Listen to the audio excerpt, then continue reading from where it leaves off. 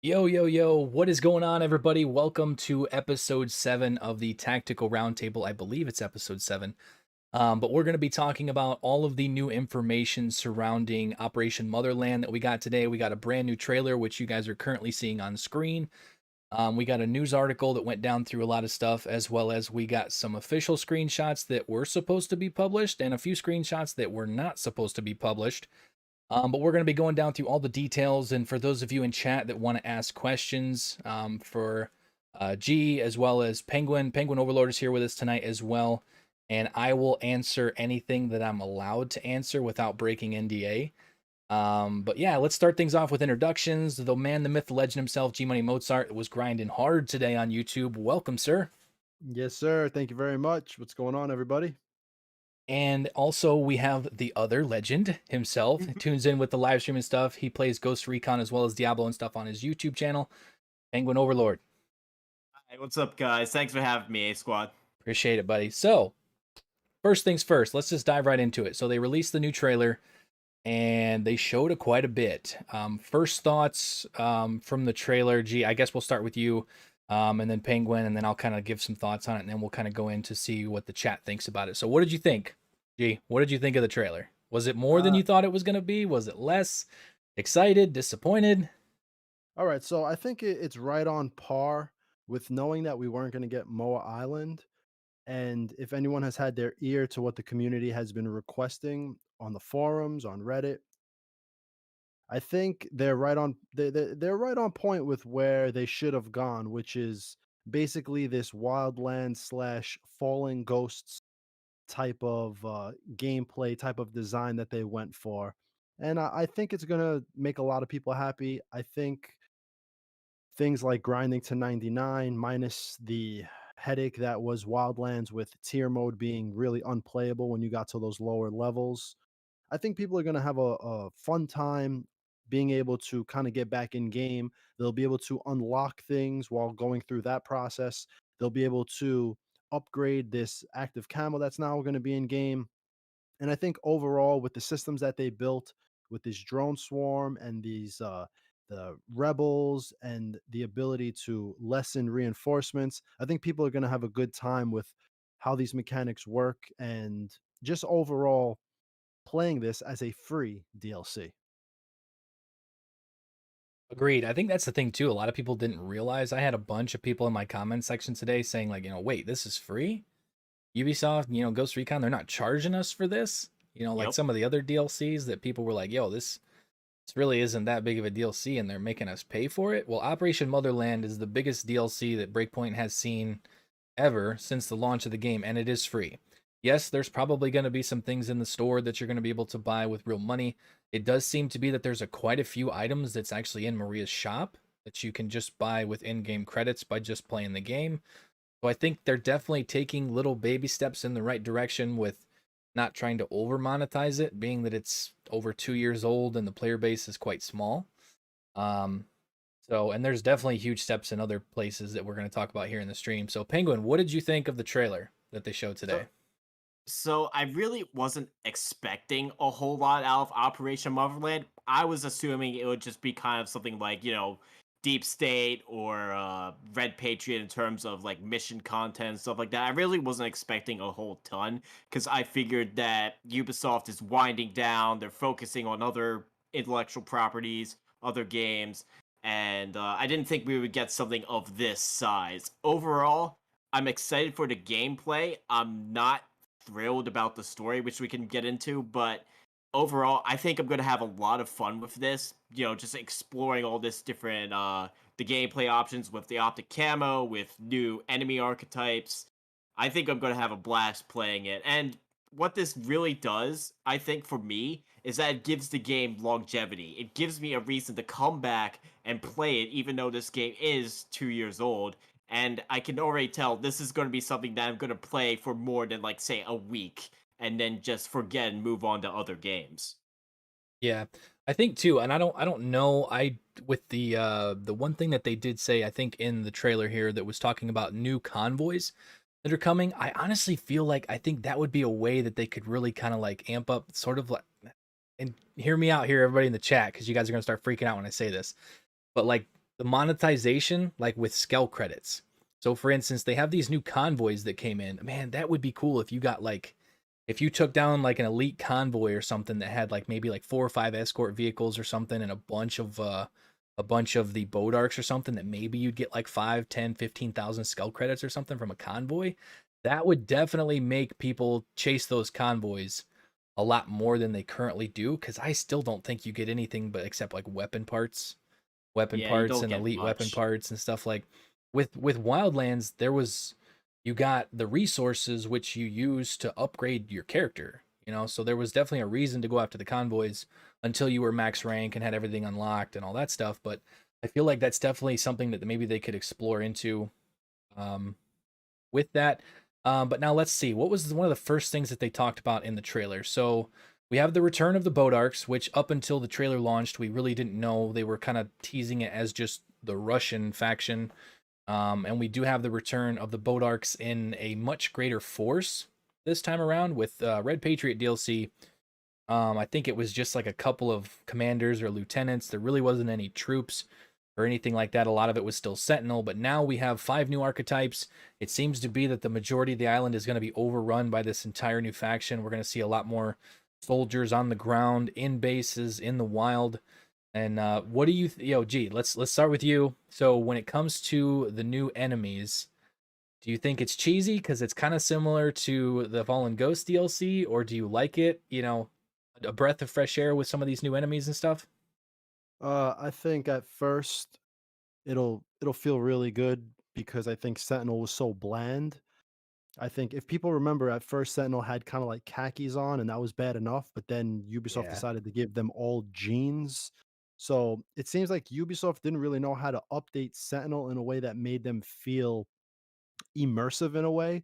So I think when players get in game, I think the enemies are going to kind of give a breath of fresh air. However, this Uh-oh. doesn't this well Let's hear it. Here we go. Yeah, let's hear it. let's be honest, this doesn't detract from the fact that the majority of people who are looking for that real tactical shooter feel are still going to be playing against the same AI that was released 2 years ago. So Yeah, no matter how much you sugarcoat this, you're still gonna have AI that's probably really dumb. You're gonna have these shotgunners who are now SMG rushers who are just gonna feel so out of place because they look like they don't care about their lives as they charge full speed at you. There are just gonna be little things here and there that will take a lot of the hardcore fan base right out of it right away because people are really looking for a complete revamp of AI, which is completely unrealistic at this point in time. This game is already, that's it. When a game launches, developers don't go back in and start really building up systems like artificial intelligence. Like whatever the yeah, AI was on day one, that's the AI you're going to get for the rest of the game. So it's unfortunate that the AI is in the state that it is in. Although they did make it worse. I forget which update it was where I recall them saying that the AI will respond in less time, or it was something like that, where now you could shoot one AI and the other AI will take a little longer to respond. I forget which update that was, but bottom line is that I think a lot of people will enjoy the new enemies. They will, it does leave us with a feeling of something that's new when we log in and we play for a while. But when you get into those tactical situations, when you get into those gunfights, when there's all out war, you're gonna realize that these guys are the same dumb AI. And here's something that I didn't think about that we could move into later on with speaking of AI and speaking of the optic camo. The AI is so bad, how is it gonna work with optic camo to the point where the game is just gonna feel ridiculous at that point? Like, I don't even know. And on top of that, how the AI could barely see you when it's nighttime or when you're right in front of them for 40 meters away. So you're gonna be just, walking through the entire game with no one seeing you at this point. So there's a lot of things that people are gonna mess around with and try to figure out. And at the end of the day, you take it at face value, you understand, hey, it's a free DLC. They put a lot of work into this the past year, or quote unquote a lot of work. God knows how many devs they really had working on this. But it is what it is. It's free. It'll probably be fun for a while. Like what Penguin said, it's going to bring a lot of people back into the game to really grind things through. And I think the enemies will be a breath of fresh air from Sentinel, who has been so bland the past 2 years. Yeah, yeah, I agree. There's some guys in chat here. It said G Money swinging early. But yeah, no. See, that's the thing is I think no matter what new enemies you bring, no matter what new tactical new abilities, or like with the optical camo, or the way the new mission structure works, where you actually have effects on the world, things you do have effects on the enemy, have effects on the regions and stuff like that. It still is gonna, like you said, it's still gonna boil down to if the core AI just isn't there, it kind of just breaks that entire thing. Like it's definitely a huge update. There's definitely a lot of things in this update that are good steps in the right direction from obviously the base game at launch. They're definitely going the right direction, but I think for the next iteration of this game, that would probably be one of the biggest things that they're definitely going to need to overhaul is the enemy AI. Even like for instance with the Unidad system, even if they were somehow able to take the Unidad system, like from the core code in Ghost Recon Wildlands, and just implement it into this game. Just that extra AI mechanic was really fun in Ghost Recon Wildlands. Yeah, the AI is still busted. It's still not like really that difficult. They're not working together. It doesn't seem like a really smart AI system, but just other things that maybe they could put on top of it. But definitely with the next iteration of the game, especially if they incorporate some of the things that they incorporated in this DLC and expand upon it and really like let it flourish or something in the next game. If they tie that in with a brand new AI system that's actually somewhat difficult, the AI works together. They flank, they smoke, they go cover to cover like you were talking about in the video you put up the other day. That would be huge for the franchise because that would add a bunch of replay value in itself because the AI wouldn't just be, like bots, so to speak. Yeah.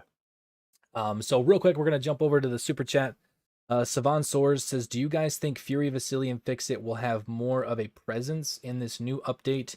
Be nice to get some personality out of the team this time." I don't know. I don't know if they're gonna add like maybe any voice lines or any. I guess the teaser trailer. I guess it was kind of nice to see them all like in a chopper together, but like I don't know if they're really going to be expanding upon the story with that. I think the main focus of this DLC is the new mode, along with the return of Bodark and some of the new mechanics and mission structures that they have in here. I don't think they're really focusing on the AI teammates. So if you were going into this hoping you were going to get more stuff like the Wildlands chit chat, I don't think you're going to get that. And then call sign Benzo with the oh boy, SEK. I don't know what currency that is. But with the 20 says, yo, what's good? Kind of excited for Motherland, not gonna lie. There's a lot of content there, and I think Maybe this is let me look it up. Maybe Korea. yeah. But there's definitely a lot of content. They showed a lot of content in the trailer. Being Swedish krona. It's from ooh, Sweden. Shout out to Sweden, Sweden. Sweden.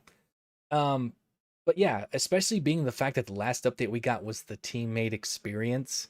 Like Yeah. this is the Yeah. opposite end of the spectrum when it comes to content than the teammate experience. Um, But yeah, I don't know. And also a shameless plug here, real quick.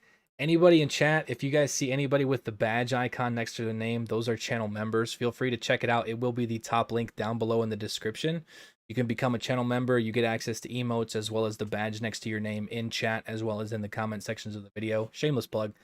Um, but yeah, what are your thoughts, Penguin, on like for instance the new AI and what maybe the possibilities? Maybe there's some more stuff behind the scenes that we haven't seen other than what was in the trailer. Do you think it's pretty much just going to be the same dumb AI with like some new skins, or do you think these are basically Sentinel soldiers reskinned? I mean, I'm not really expecting anything new or different with the AI because that would be such a huge investment into the game, especially for a free update. So I'm not really expecting anything new in regards to that. I think it's just going to be, some a bit of a switch up in terms of weapons and capabilities of these AI, but it's still going to be sort of the same AI. I do like the idea of the one soldier that has the active camo because that was a fun aspect of the Fallen Ghost DLC where you kind of had to be a little bit more careful in regards to like scouting out an area and proceeding through an area. You would never really know if there was an enemy just cloaked and would just completely get you. I know I got when I played it the first time, there were times when I just got just obliterated by the cloaked soldiers, and that's something I'm really looking forward to dealing with. Um I mean, yeah, there's things like, the sharpshooter's sensor launcher and Echelon's marking ability, which could help counter that. But I still think that's going to be fun, just trying to deal with the invisible enemies. But yeah, I'm not really expecting anything too different in regards to the AI. I don't really see them making changes to the AI this late in the game. Maybe for the next Ghost Recon, they'll take a closer look at that. We'll have to wait and see. But yeah, that's Yeah, what I got for that. yeah. Hopefully there's with some of the feedback and stuff that they've gotten. So they've made a number of changes to obviously the base game with the Oh immersive yeah, experience and like kind of putting the gear score stuff on the back burner.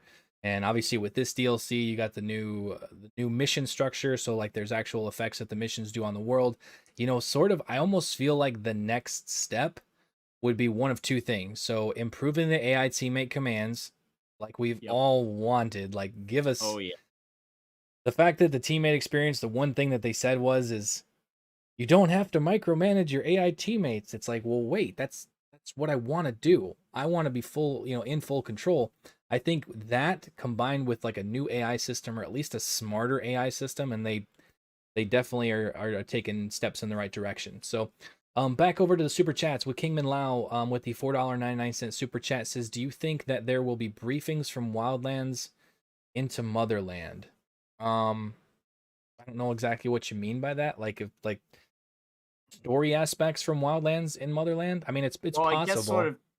I guess sort of, No. like the sort of voice lines in Wildlands as you enter a new province. Bowman gives you a little speech Oh. about who the particular head of that province sort of is. Could be. Yeah, if that's what he means, I could see that. But Yeah. Yeah, as far as connecting a story from Wildlands to this, no, because no. from the Bowman info leak that we got last time, there was a mission that she went on that's still classified that we don't know about. Unless the final boss is El Sueño.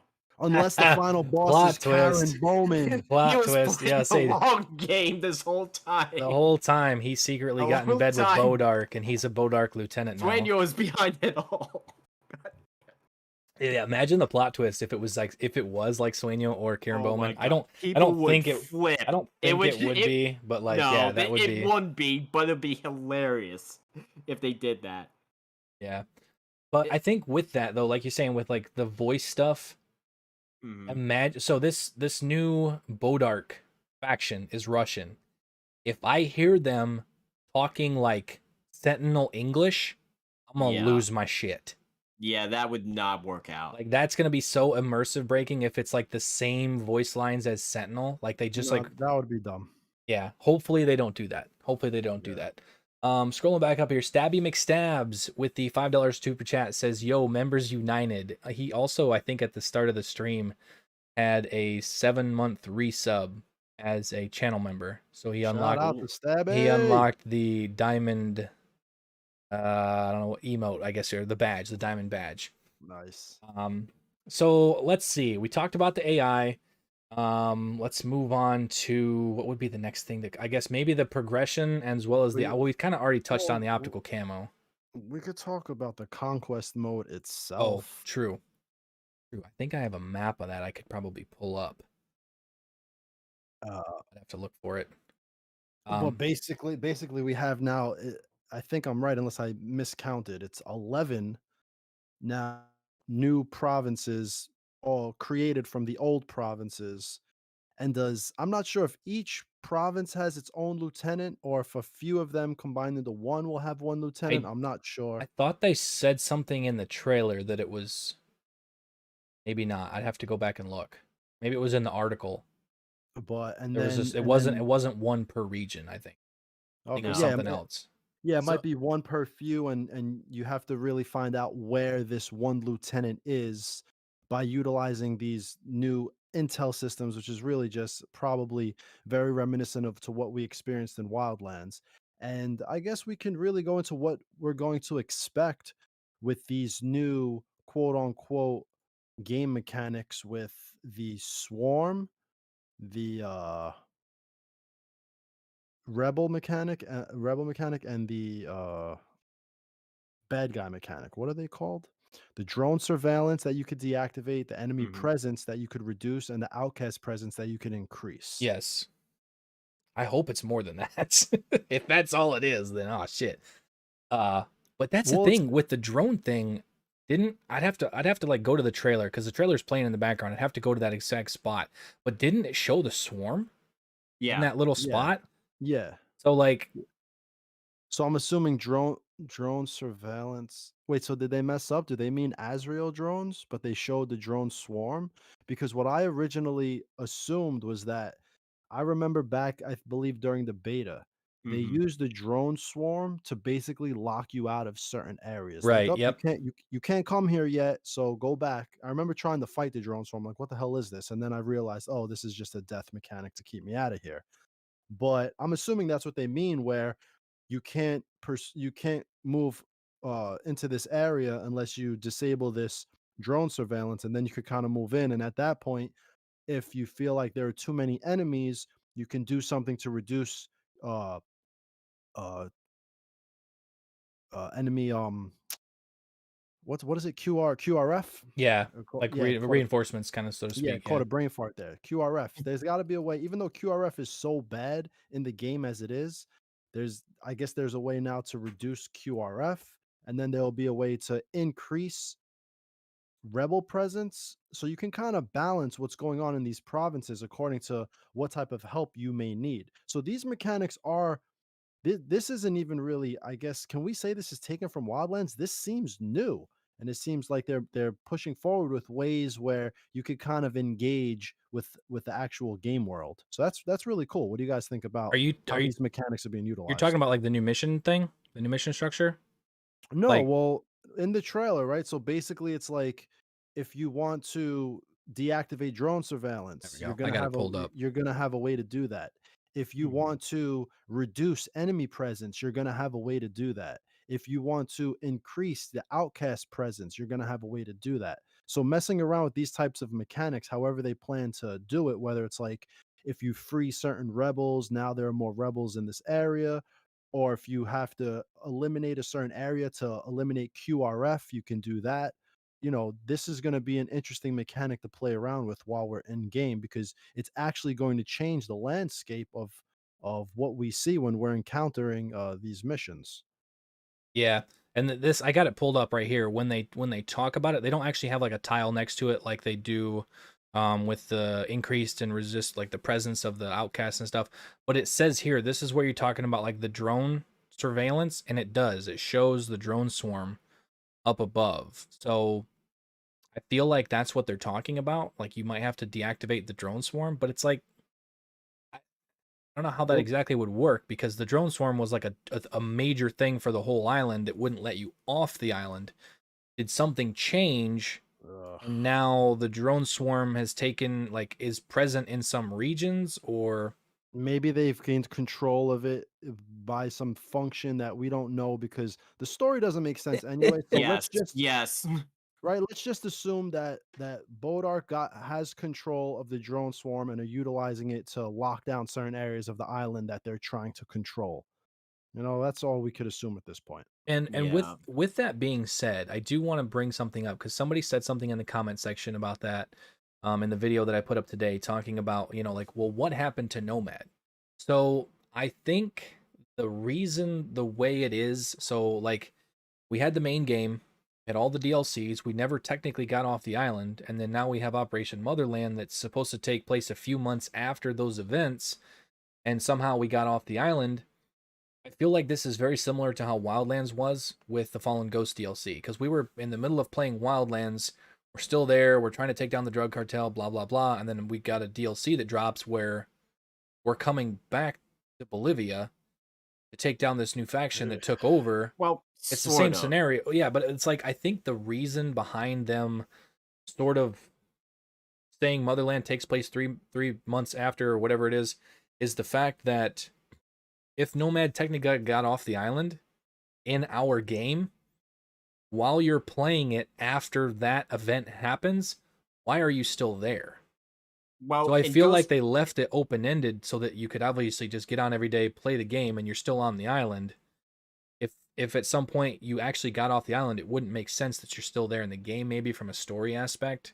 So well, I don't yeah, know if well, that's. what? Go ahead. Sorry. Go ahead. No, go ahead. Well, in Ghost Recon Wildlands, after you beat the El Sueño mission, the second one, the game reverted you back to a period where basically right before you did that mission. So they could have just done something similar for Breakpoint, where they gave you a mission, maybe a sort of prequel mission to Motherland, where you do that last step where you shut down Operation Citadel and shut down the drone swarm, and then you're able to evacuate off the island. They could have done that, and then True. Very as true. Ubisoft gave out that mission, announced, "Hey, this is a prequel mission to the upcoming Operation Motherland. Don't worry, this isn't the end of Ghost Recon content." But they didn't do that. Yeah. It's literally somehow Palpatine return type of writing where okay, somehow Nomad got off, now he's back on again. It's like, Yeah. guys, Well, what if and that's a problem with Ubisoft right now. Is like, you guys need to put a little bit more effort into your stories. And I get it that maybe the original plan for Breakpoint got derailed because of player reaction against drones. That's why we don't have the Transcendence DLC. But you need to make sure all your threads are connected before you start introducing new plot lines. And that's the one thing I really don't like about Motherland at this current moment. It's just that the story is abandoning a bunch of unresolved plot threads that we still don't have info on and introducing new ones, unless they're going to somehow connect some of the other unresolved plot lines in this Operation Motherland. But I doubt it. I don't know. What do you guys no, think? no, that's not gonna happen. Look, No. we need to go back to what Clint Hawking said in 2007. It's something that now is a very, I don't know, popular term that was coined by him, but it's ludonarrative dissonance. It's basically your gameplay elements and your narrative elements do not match. And we just have to come to the realization that the writers for this game don't know what they're doing, next month. Because quite honestly, what they could have done to make this very easy for us, being that I don't know if they knew or if the Ubisoft devs, the creative team knew that we weren't really going to get content for the entire year of 2021. But basically, after Amber Sky, they could have had Nomad leave with Rainbow. Nomad and his Yes. team should have Yep. exited with Rainbow, and bam, that's basically it. Tie it up with that live event. They could have tied it up with that live event, and then now it could have made a little more sense. But basically, I don't really think they knew where they were going with anything. They kind of just spitball ideas, they make things up. And at the end of the day, this game is such a flop, and there's so few of us that probably care about it that they're just kind of like, whatever, write this, design that. And even before all this was a mess, I don't really think the writers were that good to begin with, Yeah. because when you look at a lot of the writing for the original game for year one, it's really not that great. So I wouldn't really expect much for a team that wrote the original game to write something miraculous when they don't know what's going on and the dev process is kind of all over the place. So at this point, it is what it is. We just have to understand that everything is a mess. Just enjoy the game for its gameplay. Pretend it's just a sandbox for you to go into and play. Don't expect much from it. Understand that things don't connect, but you could kind of connect them in your brain, and it is what it is. Yeah. Jumping back real quick, I got a few super chats to catch up with. Mart Whitlag with the I think €79, I think that is. With no text, but he did say he's a channel member. He did say that damn it didn't send my question. Was gonna ask without breaking your NDA. Rifles with flashlights, is that a thing maybe from Motherland? I have no idea. I think even if they did do something with like flashlights, it would be an aesthetic only, because I don't think you would have to reprogram the enemy AI to react to the Yeah. flashlight, and it would be kind of cool for like maybe role play reasons to have a flashlight on your gun, especially with the new Darkest Night feature that they added a while back. Um, but yeah, I think there's AI things that they would have to address, so I don't really see that being a thing. At least for Breakpoint, maybe the next game, fingers crossed. And then we have Ian Carell's with the $5 super chat. It says the main thing I would add is the ability for enemy factions to counterattack the areas you've cleared, similar to the outposts in Far Cry 4. Yeah, because in the trailer, it made it sound like what they said was is you go through, you take over the regions, you get to the last one, and then you free Aroa. Like, that's it. It didn't seem like there's going to be any system in place where, like what we talked about multiple times with like the fast travel system and like the control point feature, possibly like for a future game, you take a region, and then if you neglect the region, the enemy can take it back. I don't think that's going to be a thing in this, because they were very clear in the trailer about going through, taking over everything, and then basically freeing the island of Aroa, and that basically being it for the DLC. Yeah. But I It would think, be great though as like a Grand Theft Auto San Andreas mechanic. That would be an yeah, awesome mechanic, but I mean, yeah, it is what it is. It's like Wildlands. We're gonna go through these regions, kill the lieutenants, fight El Sueño 2.0 at the end, and that's it. yeah. That would definitely be a good replay value thing, moving forward for a future game if they do something like that. And then also we have Stabby McStabs Gaming with the $10 super chat. Shout out to you, my friend. Says, what are your thoughts on all of the DLC weapons firepower rating being lower than the base game weapons? The Wait, Mark what? 18 having like 23 versus the 416 having, Oh, yeah. So all of the new DLC weapons that they had in the last update were like trash. Yeah. Like, especially like for those people that play PvP. Like, I was talking to ITK earlier, and like what he was talking about is if you're playing PvP, you're using, I think it's the 4AC and the G2. That's it. If you're using anything other than those two, you're at a crazy disadvantage, because those are the highest damage weapons in the game for PvP. So I mean, that's the thing too, is you've noticed over the last 2 years, PvP has not been a focus at all with the devs over at Ghost Recon, other than like the other studio working on that insane first person battle royale that is postponed indefinitely at this point. But yeah, I don't know. Hopefully with this, some of the new weapons that we're gonna be talking about here in the live stream later, because there was a number of them showcased.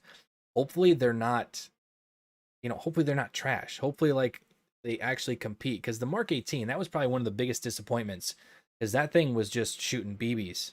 Like, it was an airsoft gun almost. Like, the amount of bullets, even in the PvE mode, if you had to take down somebody that was alerted to your presence, like that thing made it feel like a division game, because it was just so weak compared to what it should be. Because it's a Mark 18. That thing should pack a punch. So hopefully they get it right with these weapons that are coming in this DLC. But I think that wraps it up for the super chats. Oh, I was gonna go back to this, because in what we were talking about with the swarm, it actually does go a little bit further into that clip, and it says drone surveillance deactivated, and the drone swarm like shimmers and goes away. So it is definitely referencing the drone swarm in that clip. Basically, somehow deactivating it, whether it be obvious, I don't think it's obviously island wide, because that wouldn't make sense. So, and then with the next one, which is the enemy presence, which shows quite a few guys on the side of the road over a checkpoint, as well as a convoy coming through. See, and that's the thing too, is if when you play through the DLC, once you beat the DLC, you go through and you do these, what I think what they destabilization missions, what they called them. When you do that, I feel like if you go all the way through this DLC the first time, you beat it how you want to beat it, and then if you play through it again, me personally, I'm going to leave the enemy presence. I'm going to leave the majority of whatever makes it so that there's a crap load of enemies, because that's the way I want it to be. I understand, like, as you go through the DLC, it seems like you can kind of take down the enemy presence and make it easier to go through the DLC. I guess that's kind of the point. But for replay value, I want as many Bodaks on the map as possible, especially with these new archetypes. And if maybe there's some new systems that they do with their different with the different archetypes, with the optical camo, with the fully armored guys, I want to have the full utilization of that. And by going through and doing these missions and reducing the enemy presence and eliminating drones and stuff like. Well, eliminating drones, that's definitely something I'm gonna do because I play in immersive mode with all that shit off anyway. Um, but yeah, I don't know. I guess we'll see. Well, you see, what would make sense is that if the base game had a Unidad mechanic that and QRF was so strong that you actually felt it as a player. So when coming into this DLC and you're not only have maybe Sentinel and Bodark and you're maybe being overwhelmed, you actually get to the point where you figure out, okay, I need to figure out how to eliminate this QRF because it's just too much, it's too overwhelming, and I don't know how this mechanic is going to work. If you find intel or something like that, it would make sense for the player to seek that out because they've experienced now for the past 2 years getting their ass handed to them by QRF. But when Yeah, you create such a weak QRF in game that players do not care to find the radio man, because who cares if he calls in one jeep with a few guys that come out and have no idea what they're doing. It's like you kind of don't prepare your player base for this mechanic. So I hope maybe there is Sentinel in game, there's Bodark in game, maybe QRF is a instead of one vehicle, it's two or three. You know, that Unidad mechanic was really something special back in Wildlands. So maybe they've reintroduced some type of mechanic like that where QRF is strong enough to where the player wants to eliminate, you know, more reinforcements coming in if they get seen during a mission. And then also to counterbalance that, the rebel presence, you might have you might really have the opportunity here to create a lot of warfare on this island with these types of mechanics. So it looks to be interesting. I just hope it's not what Neon Matt said in chat, where it's like a world parameter, kind of like the Azrael drone, helicopters, and things like that in the base game. I hope it's not something where you just go into a menu and click it off. That would be absolutely stupid. And I don't think that they would introduce it in this manner if it was like that. It sounds like these are in-game mechanics. So we have to see how it works out. yeah. And then real quick, we have a couple. They're not super chats, but a couple messages here. So, Death the Kid says, do you share my opinion that people are wanting more Hunter Squad in like a collab with Nomad, or just Ghost Recon Future Soldier remastered with the better graphics and 60 FPS and like old IP? I mean that's the thing is they've showed trailers, they've showed a news article, and it doesn't seem to be Hunter Team. It really doesn't. It seems like we got a Kozak outfit, and then we got the optical camouflage, which that's cool. I'm glad. That's definitely things from Future Soldier that I enjoyed.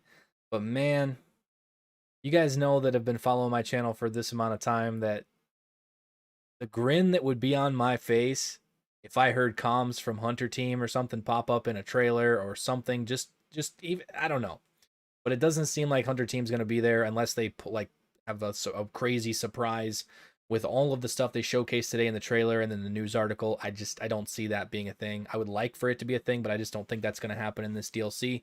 And then Agent Creed says, will Bodark be a new permanent enemy on Aroa, or they are only limited to Conquest Mode? To my knowledge, they are limited to Conquest Mode. So if you want to go up against Bodark, you need to play Conquest. But you can take, like, for instance, you have to unlock the optical camouflage in Conquest. That's the only way to unlock it is to play Conquest, but you can take it back to the single player story once you unlock it, but you can also only use the progression system in Conquest. So I think what they said like in the trailer when they were talking about that was the fact that you unlock it in Conquest, you can level it up in Conquest, but that's the only way to do that, but you can take it back to the story mode and use it like normal. So yeah, and I think that It doesn't matter. No Yeah. one's I don't think anyone is going to go back to normal other than new people buying the game who want to play the yeah, campaign. I think We've That been at here this 2 point, years. That's it. yeah, at that this doesn't point, being as long as we've played the main story with what's in there, I don't, I don't think I'm gonna play anything but this new mode. agreed. So But that does raise a question. How do you think this is going to affect PvP for the people who do play it? Like, is it something where they're just going to have to disable the optical cam? Something where it's going to be available for PvP? Because I could see that oof, as being a huge that's a good point. disadvantage for Hope it's people not in who don't there. have it. I feel like that wouldn't Because make sense if they actually had optical camo in PvP. yeah, Oof. that would be a mess. Yeah, that would definitely be something that ITK would have to chime in on because he's kind of the big PvP guy that's in here. And I don't think um, it's gonna be in PvP. It would be unfair. yeah, I yeah, think the new weapons will be in you're gonna have PvP, but 8 guys running around with optic camo on. It's probably locked out for PvP. yeah. PvP is a mess as it is. And then also the Switzerland currency again, call sign Benzo with the 50. What was it again? I don't remember. Uh, Krona or something like Yeah, that. something like that. No, Yeah, it's from Sweden. yeah, Sweden. Swiss Sweden. I'm With the sorry. 50 says kind of off topic, but I always wondered why they removed full gear cutscenes from Wildlands. Like, or I guess I'm assuming you're talking about like Wildlands, the full gear customization, like in Breakpoint. Wish they showed the character with all the gear. I honestly think that was because of the huge story-driven aspect that they went with the different voice lines that you could choose from and all that stuff. It kind of defeated the purpose of having that if your entire face was covered. They wanted you to see the mouth, the face, the eyes, and all of those, because every single thing you did in this game was go talk to this person, and then you had a selection of voice lines. Look, It was I have to jump in here. Go ahead. Let's be honest. How they designed Wildlands was completely separate from how Assassin's Creed is designed. Whatever mechanic exists for Assassin's Creed and Anvil Next 2.0 was completely taken and used for Ghost Recon. That's why we don't have our gear and all this stuff, because that's how it works for Assassin's Creed. There's no way these two things are the same. There's no way these two franchises are made in the same engine, and there's no way that they're not utilizing this same component that's in engine. That's why Breakpoint, when it was remade, has so many things that are missing from Wildlands. They rebuilt a lot of things. They rebuilt a lot of things utilizing Assassin's Creed tech that was designed for Assassin's Creed in the engine, and they took that and then they made their game with it. For instance, I've said this before, if anyone has played Odyssey or any of these games, when you enter a bush, that little hidden mechanic where the screen goes black and you're hidden in the bush, that's in Assassin's Creed. That was in Assassin's Creed first. That's now in Ghost Recon Breakpoint. When you walk into a cave in Assassin's Creed, your run speed changes the same way it changes when you move into Erewhon. There are things built in these engines that can be reused, and they definitely reused this cinematic system that was created for Assassin's Creed that is very similar to The Witcher, where you come upon a person, you talk to them, you have options to choose from. None of that was in Wildlands. Wildlands was pure cutscenes. This whatever this mechanic is that they utilized came from Assassin's Creed, and however it's built, they can't put your helm on you. I don't think it has anything to do other than the fact of how it's designed. That's my opinion. Well, if that being the case, then they need to go back to the Wildland system. And that's my personal opinion. I would rather have a more dedicated, because that was the thing. The cutscenes in Wildlands were far and few between. It was more focused on the tactical gameplay, and there was a lot less story-driven things. Like when you got a cutscene, there was a big reason for that cutscene. Yep. You captured one of the high tiered people and you brought him, to Karen Bowman.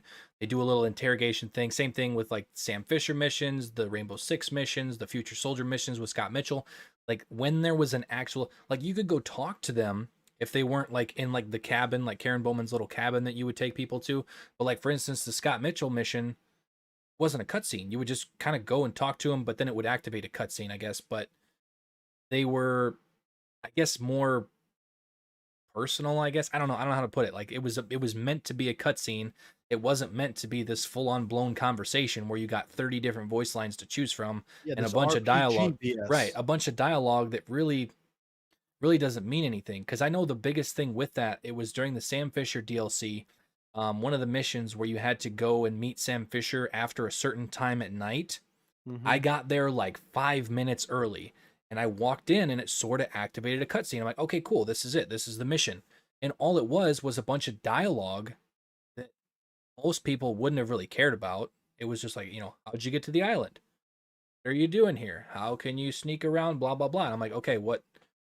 He didn't tell me anything about the mission. And then I looked at the game clock and I was like, oh, I was 5 minutes early. So then I went back and then it activated the actual cutscene where it wasn't, I guess, as much dialogue choices. But even then, My dude wasn't wearing his hat, wasn't wearing his glasses, wasn't wearing his face mask. It just, I don't know. I get why they did it, I guess, but it breaks the immersion when you walk inside the building and magically all the stuff from your neck up's gone. Like, I don't know. I think they Yeah, and definitely with that, they it need also to. has to finish No, I just feel like the Wildlands system was better better. for a tactical shooter. Yeah, it was. And to just tack on, it's not only the mask, it's your weapon too. Yep. The system doesn't know how to tell what weapon the player has.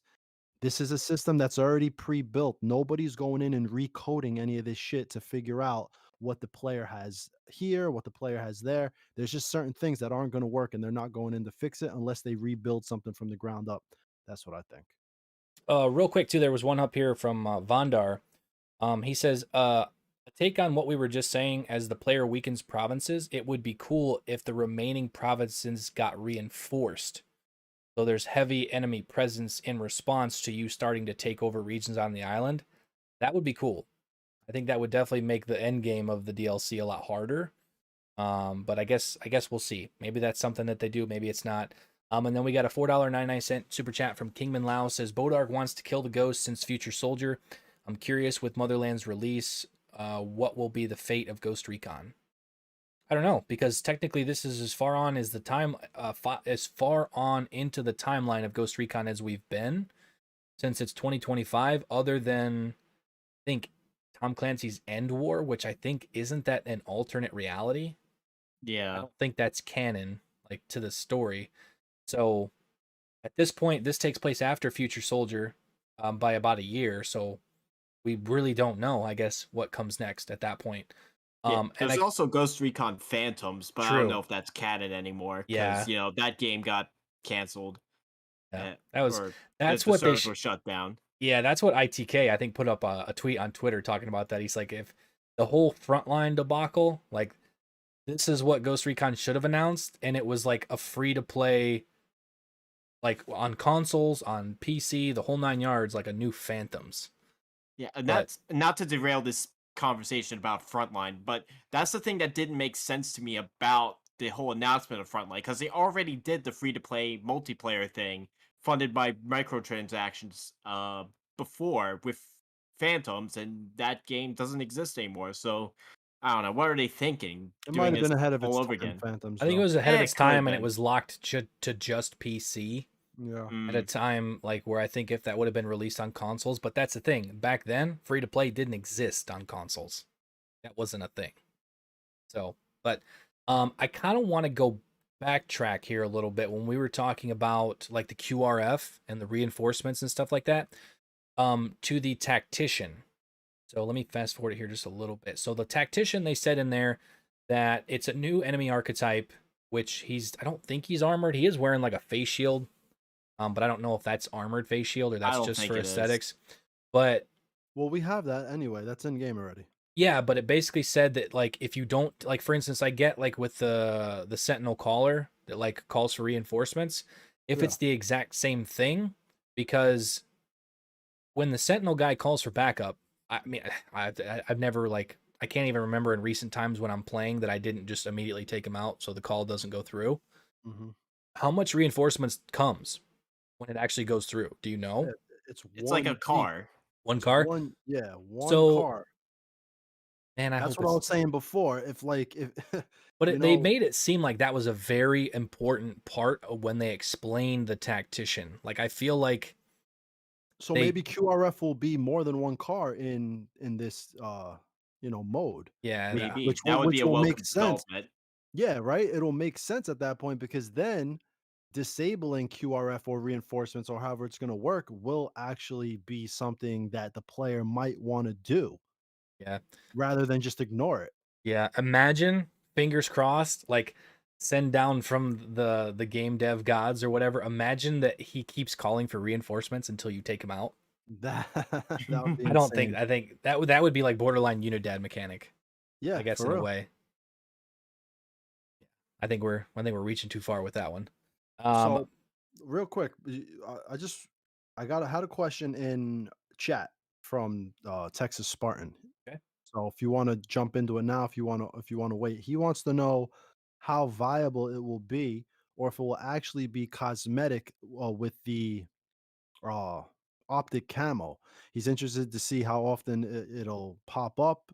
If the situation is similar to Gillies, I guess he wants to know if it's because I know in Wildlands it basically didn't really work, Well, I right? think they in the trailer they definitely drilled it home that I mean I guess more it was more Yeah, so in the article. I would have to go back to the article because I think in the article it did say that you are invisible. You are invisible to the enemy, so they physically cannot see you with you standing directly in front of them to a certain distance, which who knows what that distance is. The distance they might not even have programmed it. They might just be talking fancy, and the distance is what it would be normally that they can't see you. Who knows? well, That that's would what be we're gonna find out, disappointing. and that's probably what he's asking. Yeah, I honestly don't know. But they did say that like you are invisible, and then you can update with or upgrade with the new progression system that is attached to the optical camouflage once you unlock it. Because it's a system where it drains as you do things with it active. So when you activate it, it it consumes a certain amount of battery. So it's based off of a battery. It consumes a certain amount of battery per second. Once you activate it, you're standing still. You're not doing anything, you're just standing still. It will slowly drain. If you start moving, it'll drain faster. If you shoot, it'll drain faster. If you mantle objects, it'll drain faster. It's that's the way they explained it. But with the And progression that's system, the way it says here too. right, that's the progression system allows you to increase the battery duration. Once the battery goes dead or you stop using it, the recharge rate will be faster. And the one thing too here is if you notice in where I got the screen paused, where it says reloading rate, where it has like the battery, it has the charge thing, you notice that there's a sun here. Yeah. Does that mean that this like maybe it can only charge? That would be weird though if it could only charge in the daytime, but that would sort of I don't think so. that would sort of maybe like but why is the sun there? I think it's just a representation of time, Okay. you Let's hope know. that's what it is. I mean, they could have used a clock, but I don't know. I don't think this is a thing where it only recharges in the daylight because I think a lot of people who like to play at night would not be happy about it Yeah. But unless yeah, it's but solar powered. yeah, and but Then maybe that would make yeah, sense, but it nah, it does I go don't on think. with like battery duration. You can upgrade that reloading rate after the battery dies to its back fully charged. You can make that better with the upgrade system. The camo efficiency you can make better. So it seems to be the more you Yeah. progress the camo, the more efficient it's going to be in enemies being able to detect it. So maybe the range does shrink as you upgrade the camo, and then obviously action sensitivity I presume means as you upgrade that, it will consume less battery by doing certain things. So it'll obviously, I mean, I guess make it more efficient, but it clearly shows here as if you go a little bit further, it's the optical camo Mark 1. You can still see like some shadows in the optical camo. You can clearly see an outline like of the character, and I don't know if that's just them, that's the way they're going about it.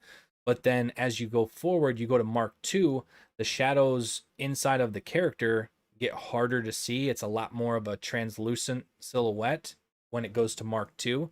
And then when they transition to Mark 3, I feel like there's a lot less shadows and maybe that's what it is.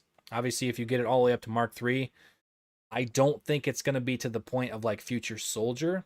But that's the thing too is if you think back to Future Soldier, while you were cloaked, if you were standing in front of an enemy, they still saw you.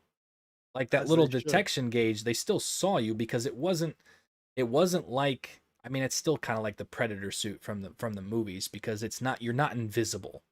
There's still like a silhouette and a shimmer when you look through it. So you can still be seen and that's the way it was in Future Soldier. You weren't invisible.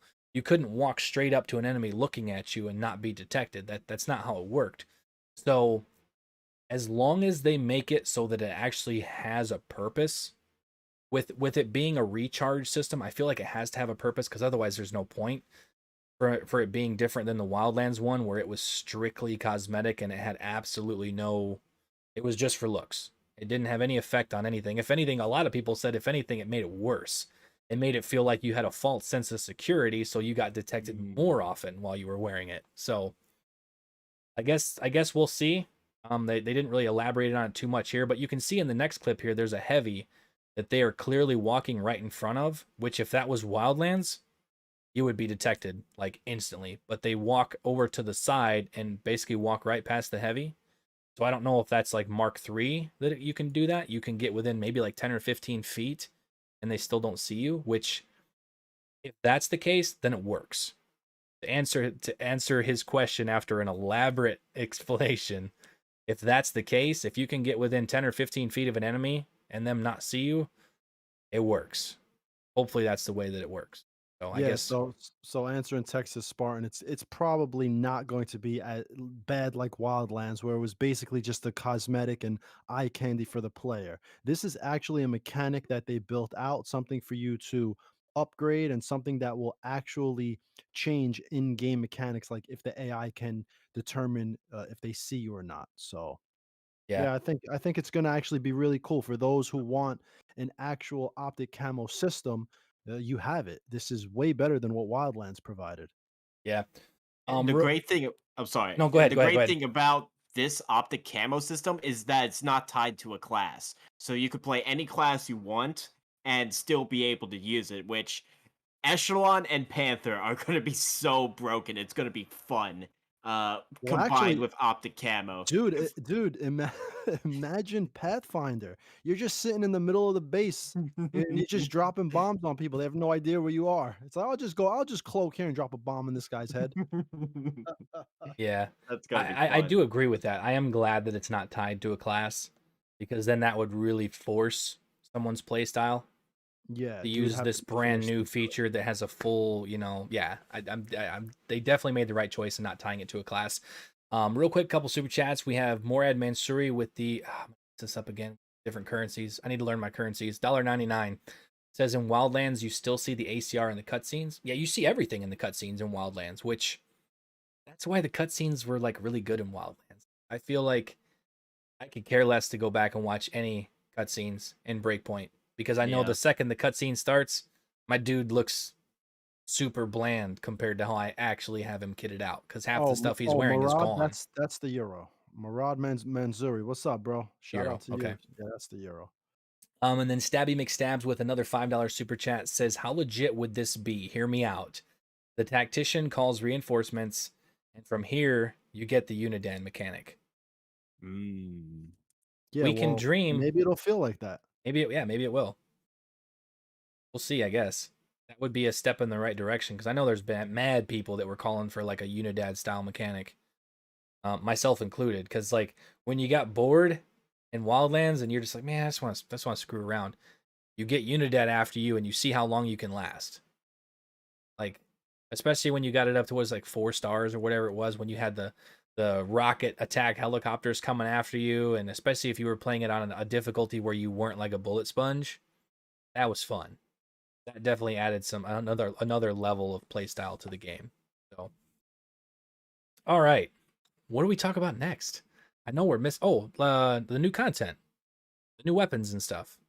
There was a lot of them that they Yeah. showed. Let me see. The trailer's running. Yeah, the trailer's running. Um, crap, I grabbed the wrong tab. Um, so the first one, I guess we should talk about. Let's address the elephant in the room here because I can't tell you. I cannot tell you how many comments I had on this in my YouTube video because I had a Oh my dedicated god. video talking Well, about the. well, we want to go straight to that, or do we want to continue with each enemy archetype, Oh, yeah, or that's are probably we wouldn't be are a we bad idea. That are probably we wouldn't be a good bad with idea. that? I mean, because that's really quick because we kind of went over the tactician and what he's going to represent. How does everybody feel about the fact that the shotgunner, who is now the oppressor with a submachine gun, they just basically took the rusher, who a lot of people hate, at least things that I read on the forums, people hate the rusher.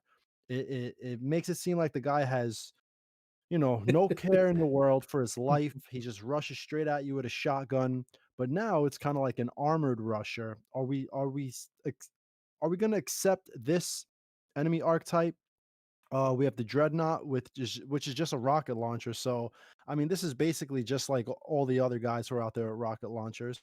Then we have the normal rifleman, who's the trooper, and now the new real type of archetype, which is the Seeker, who's a rifleman equipped with optic camo. So, what are we thinking about these basically 5 new archetypes that are coming to the game? Well, if we, I guess we start. We already talked about the tactician. If we start with the oppressor, like you're talking about the armored shotgun rusher that now has a submachine gun, I think the people that hated the shotgun class are going to hate this guy even more Yeah. because he's fully Mm. armored. Yeah. He's like Yeah. at least the shotgun guy. Like you could, because he's alerted, he takes more bullets to kill. Obviously, with the way the mechanics work in the game, you could still, 3-4 bullets. You could mag dump him with an AR or something, and you're fine because he's just blatantly running out in the open, no cover. As long as you get him before he gets within that shotgun range, especially if you're playing on a higher difficulty, you'll be fine. So it looks like with this guy, if they're doing a similar armor system as they do with the heavies, you're gonna have to go for the head. And if it's the same exact system as the heavies, you gotta take the helmet off before you can kill him anyway. Which If was how it was in Wildlands. One of right, the with the armored guy in Wildlands was like that. I think the guy with the yellow hat. yeah, the one So guy from very the yeah. similar. So if that's the case, anybody who hates the shotgun rusher, you're really gonna hate this guy, especially if you're not accurate, because pretty much it seems like shooting from the neck down probably isn't gonna do a whole lot. Yeah, we'll see. So, and now that he has a submachine gun, I'm assuming that it increased his range a little bit compared to the Maybe. shotgun, I would think. Yeah. Well, maybe it's does less damage. Maybe Yeah. that's the trade off. Yeah. Because I know with the shotgunner, he can just annihilate you, and before you have any chance to really respond, if you get caught lacking. So maybe that'll be the trade off where he won't be quite as punishing as the shotgun guy. Yeah. So, with that being said, moving on to the Dreadnought. This one, I mean, I don't It hate it. sounds I like don't love it. Like, it doesn't really sound a whole lot different. Yeah, it sounds like he's got like an armored helmet on, so you'll have to Well, take 2 shots to kill him, yeah, which because could if make you, things interesting. yeah, because I know like now with, and it doesn't seem that he has the backpack on either. Like Yeah, with the that's rocket right. guy, like for instance, if he had his back turned and you didn't aim high enough, you hit his backpack and exploded him. This guy looks literally like a mirror image of the rusher, the oppressor class, except he has a rocket. So if you don't shoot him in the head, I don't feel like it's gonna do anything because he's got like the full armor on, just like a heavy. So I feel like with these Yeah. though, with the rocket launcher class, I feel like there needs to be less of a delay from when he targets and when he shoots, because I mean, even on higher difficulties, I feel like if you're not aware that there's a rocket guy and you don't take him out, there should be some severe consequences. Like Agreed. he's a rocket launcher and it's long range anti-tank. Like, he really Feel like wasn't that difficult before because he wasn't wearing armor. Now that it's gonna take at least, 2 shots theoretically, and then body shots really aren't gonna do anything, I think it might make it a little bit tougher, but he's just got a rocket. If you dodge the first rocket, you're not gonna get another one shot at you right away. So I wonder if there will be a bug with this Dreadnought. I wonder if you end up shooting him in the back, if he just replaced the skin of the original rocket guys and is still programmed to explode if you shoot him in the back. That's have to gonna be have something to to look test That that would at. out. Yeah, that would be yeah. funny as hell. You shoot their armor plate on He's his made of back and boom. explodium. Boom. Yeah. And then So whatever, last but not least, we well, can yeah, skip because past the rifleman. That's just a rifleman. yeah, This is because it generic. doesn't say Right. anything. That's gonna be your standard. You can I go will to him. say, let me back this up real quick, because everything in here, if you notice, they're like in a snow region. Trooper. If you back Yeah. it up to this shot here, which it might be delayed for you guys that are in Discord, but they're all wearing different. Like each region, they actually change clothes. Yeah. Yeah. Like this one Which is looks, something they talked about in yeah, this one one looks of the like, articles. I don't know where this is. It almost looks like the helipad on Gollum Island, but it might be, it might not be. But you can see that the heavy is wearing all black. These guys are wearing like green camos and stuff like that, which I think that's actually one of the new outfits that we'll obviously probably talk about a little bit later in the stream. But yeah, I guess we'll fast forward to probably the coolest enemy out of the 5, the Seeker, which is Yep. it's the AR. He has an AR, which, speaking of AR, this is not the SR3M that people were talking about, like the AS Val that they showed. This is something different. Yeah. I don't know what that is. Any gun gurus that are in chat know what that is? I'm not up to my knowledge on AKs, unfortunately. Uh I That's what want that's to. definitely what it looks like. It looks like an Yeah, AK or even it's a style of AK, but yeah, it's not like the AK-47 or 74.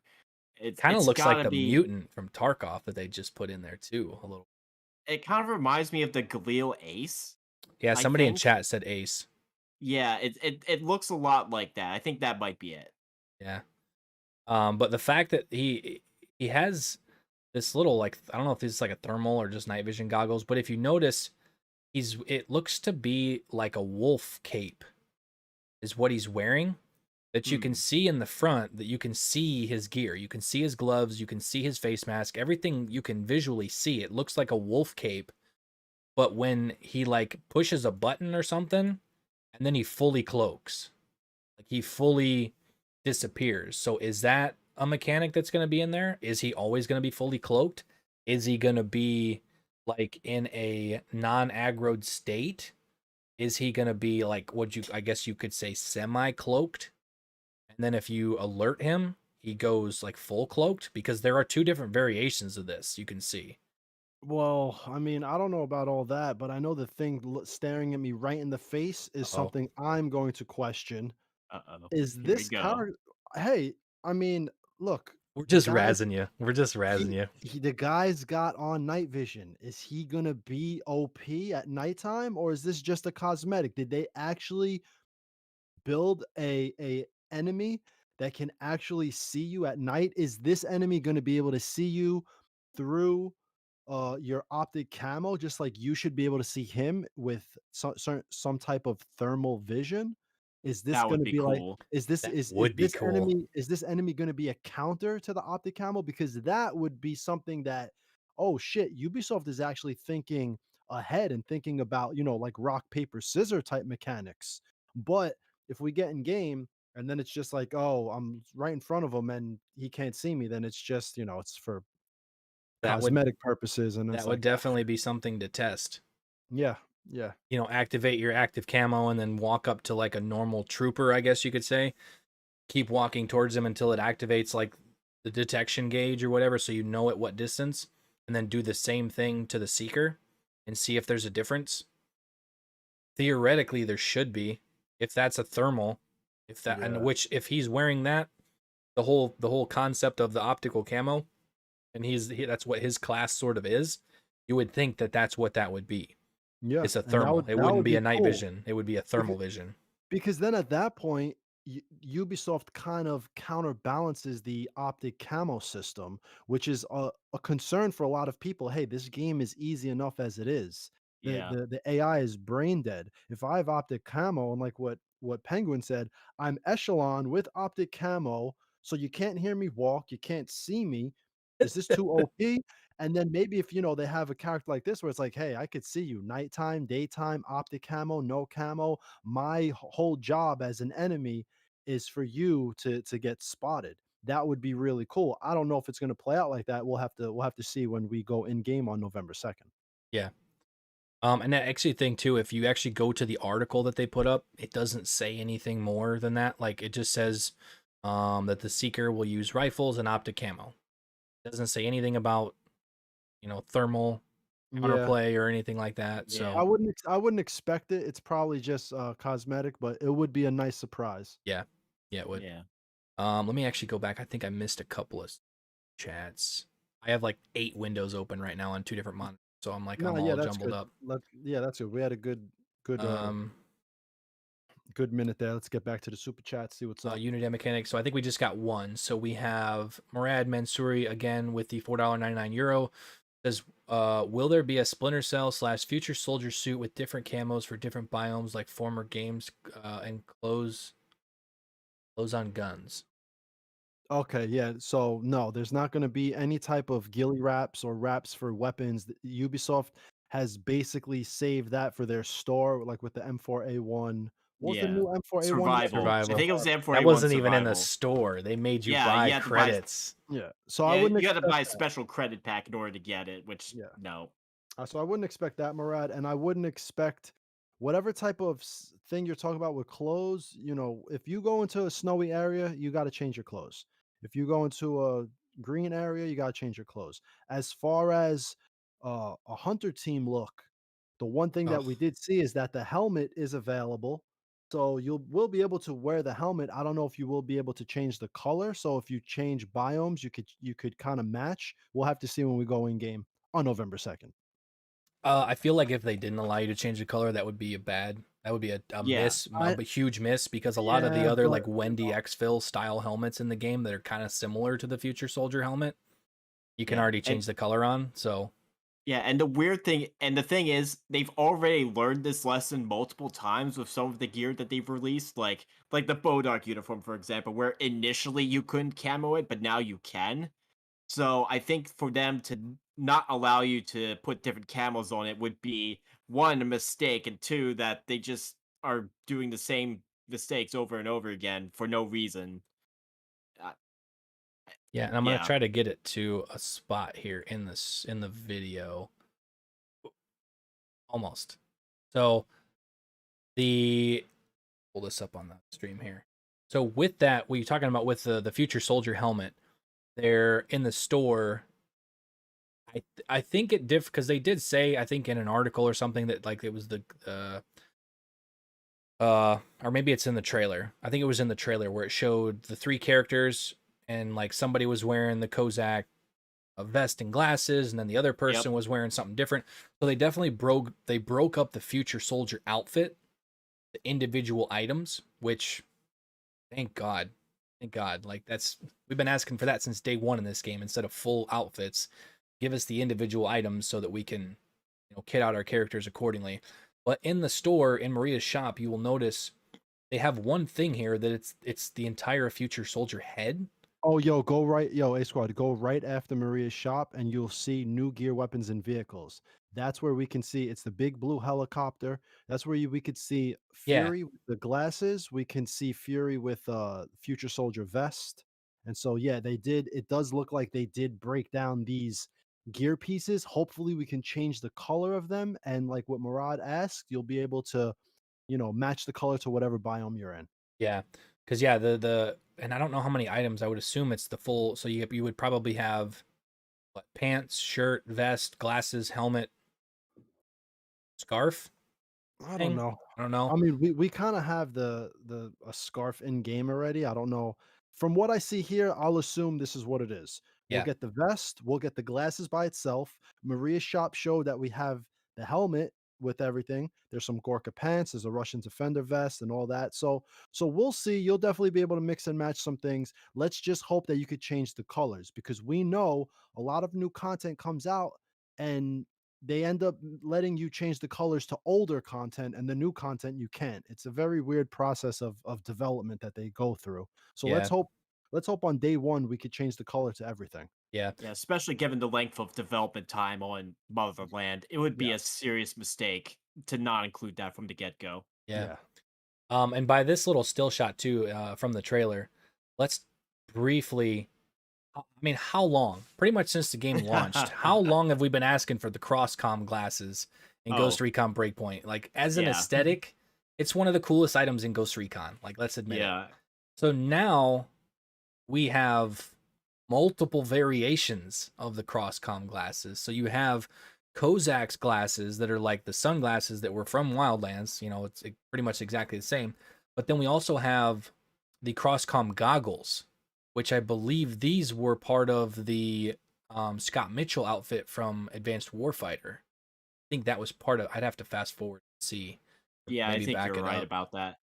But yeah, like there's multiple variations of the Crosscom glasses, and for all of you guys out there, myself included, that have been just begging for Crosscom glasses since this game launched, we finally have it.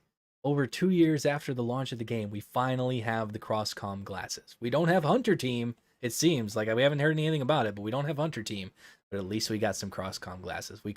Maybe we can settle a little bit. So, but now fast forwarding back to that too, the in the shot where it shows the different helicopters, we can see the Bodark schemes on these two vehicles here. And the blue, I'm not gonna lie, the blue, that helicopter looks mean as hell.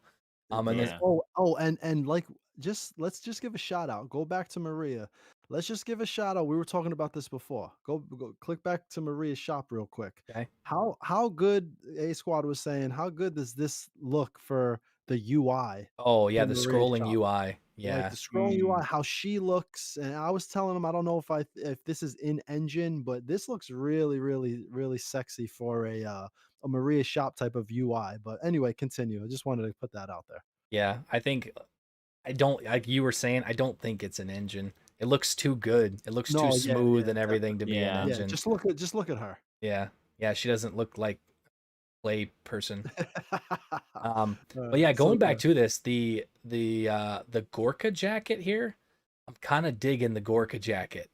You can see here the dude sitting up on, what is this, the APC, or I guess it's the ICA, but it's kind of like an ACP or APC tank. This yeah. like two-tone Gorka whatever, Gorka's jacket. I don't know if there's anything the Spetsnaz balaclava, but that Gorka jacket, that two-tone, I don't know if that, like, maybe it stays two-tone if you change the color of it. Well, the Gorka pants are also black and what is that? Tan or gray or whatever. Yeah, Something something like like that. that. So Yeah. yeah, I'm surprised that they didn't put a whole like why is the Gorka just not on this main guy so we could see it? Like why'd they put an Yeah. orange t-shirt on this guy and then put a Gorka Because it's jacket on the fix guy it, man. It's we fix could it. hardly see in the Yeah. back? Yeah. Another thing is, I do know quite a few people have wanted the 3-hold balaclava, and they've Oh got it yeah. in this update. Yeah, Timu just said that in chat. Shout out to Timu. He was like, "Yo, I'm kind of excited for that balaclava." Isn't there? There's not a 3-hole in the game yet. No, No. not There's a yet. couple. Okay. So now you can role play robbing homesteaders. So yeah, and then there was the free 20th anniversary skins. So these are like full, I guess what icon skins, kind of like the Sam Fisher and the other ones that are already in the game, the Rainbow Agents and stuff like that. These Yeah. seem to be the full skins.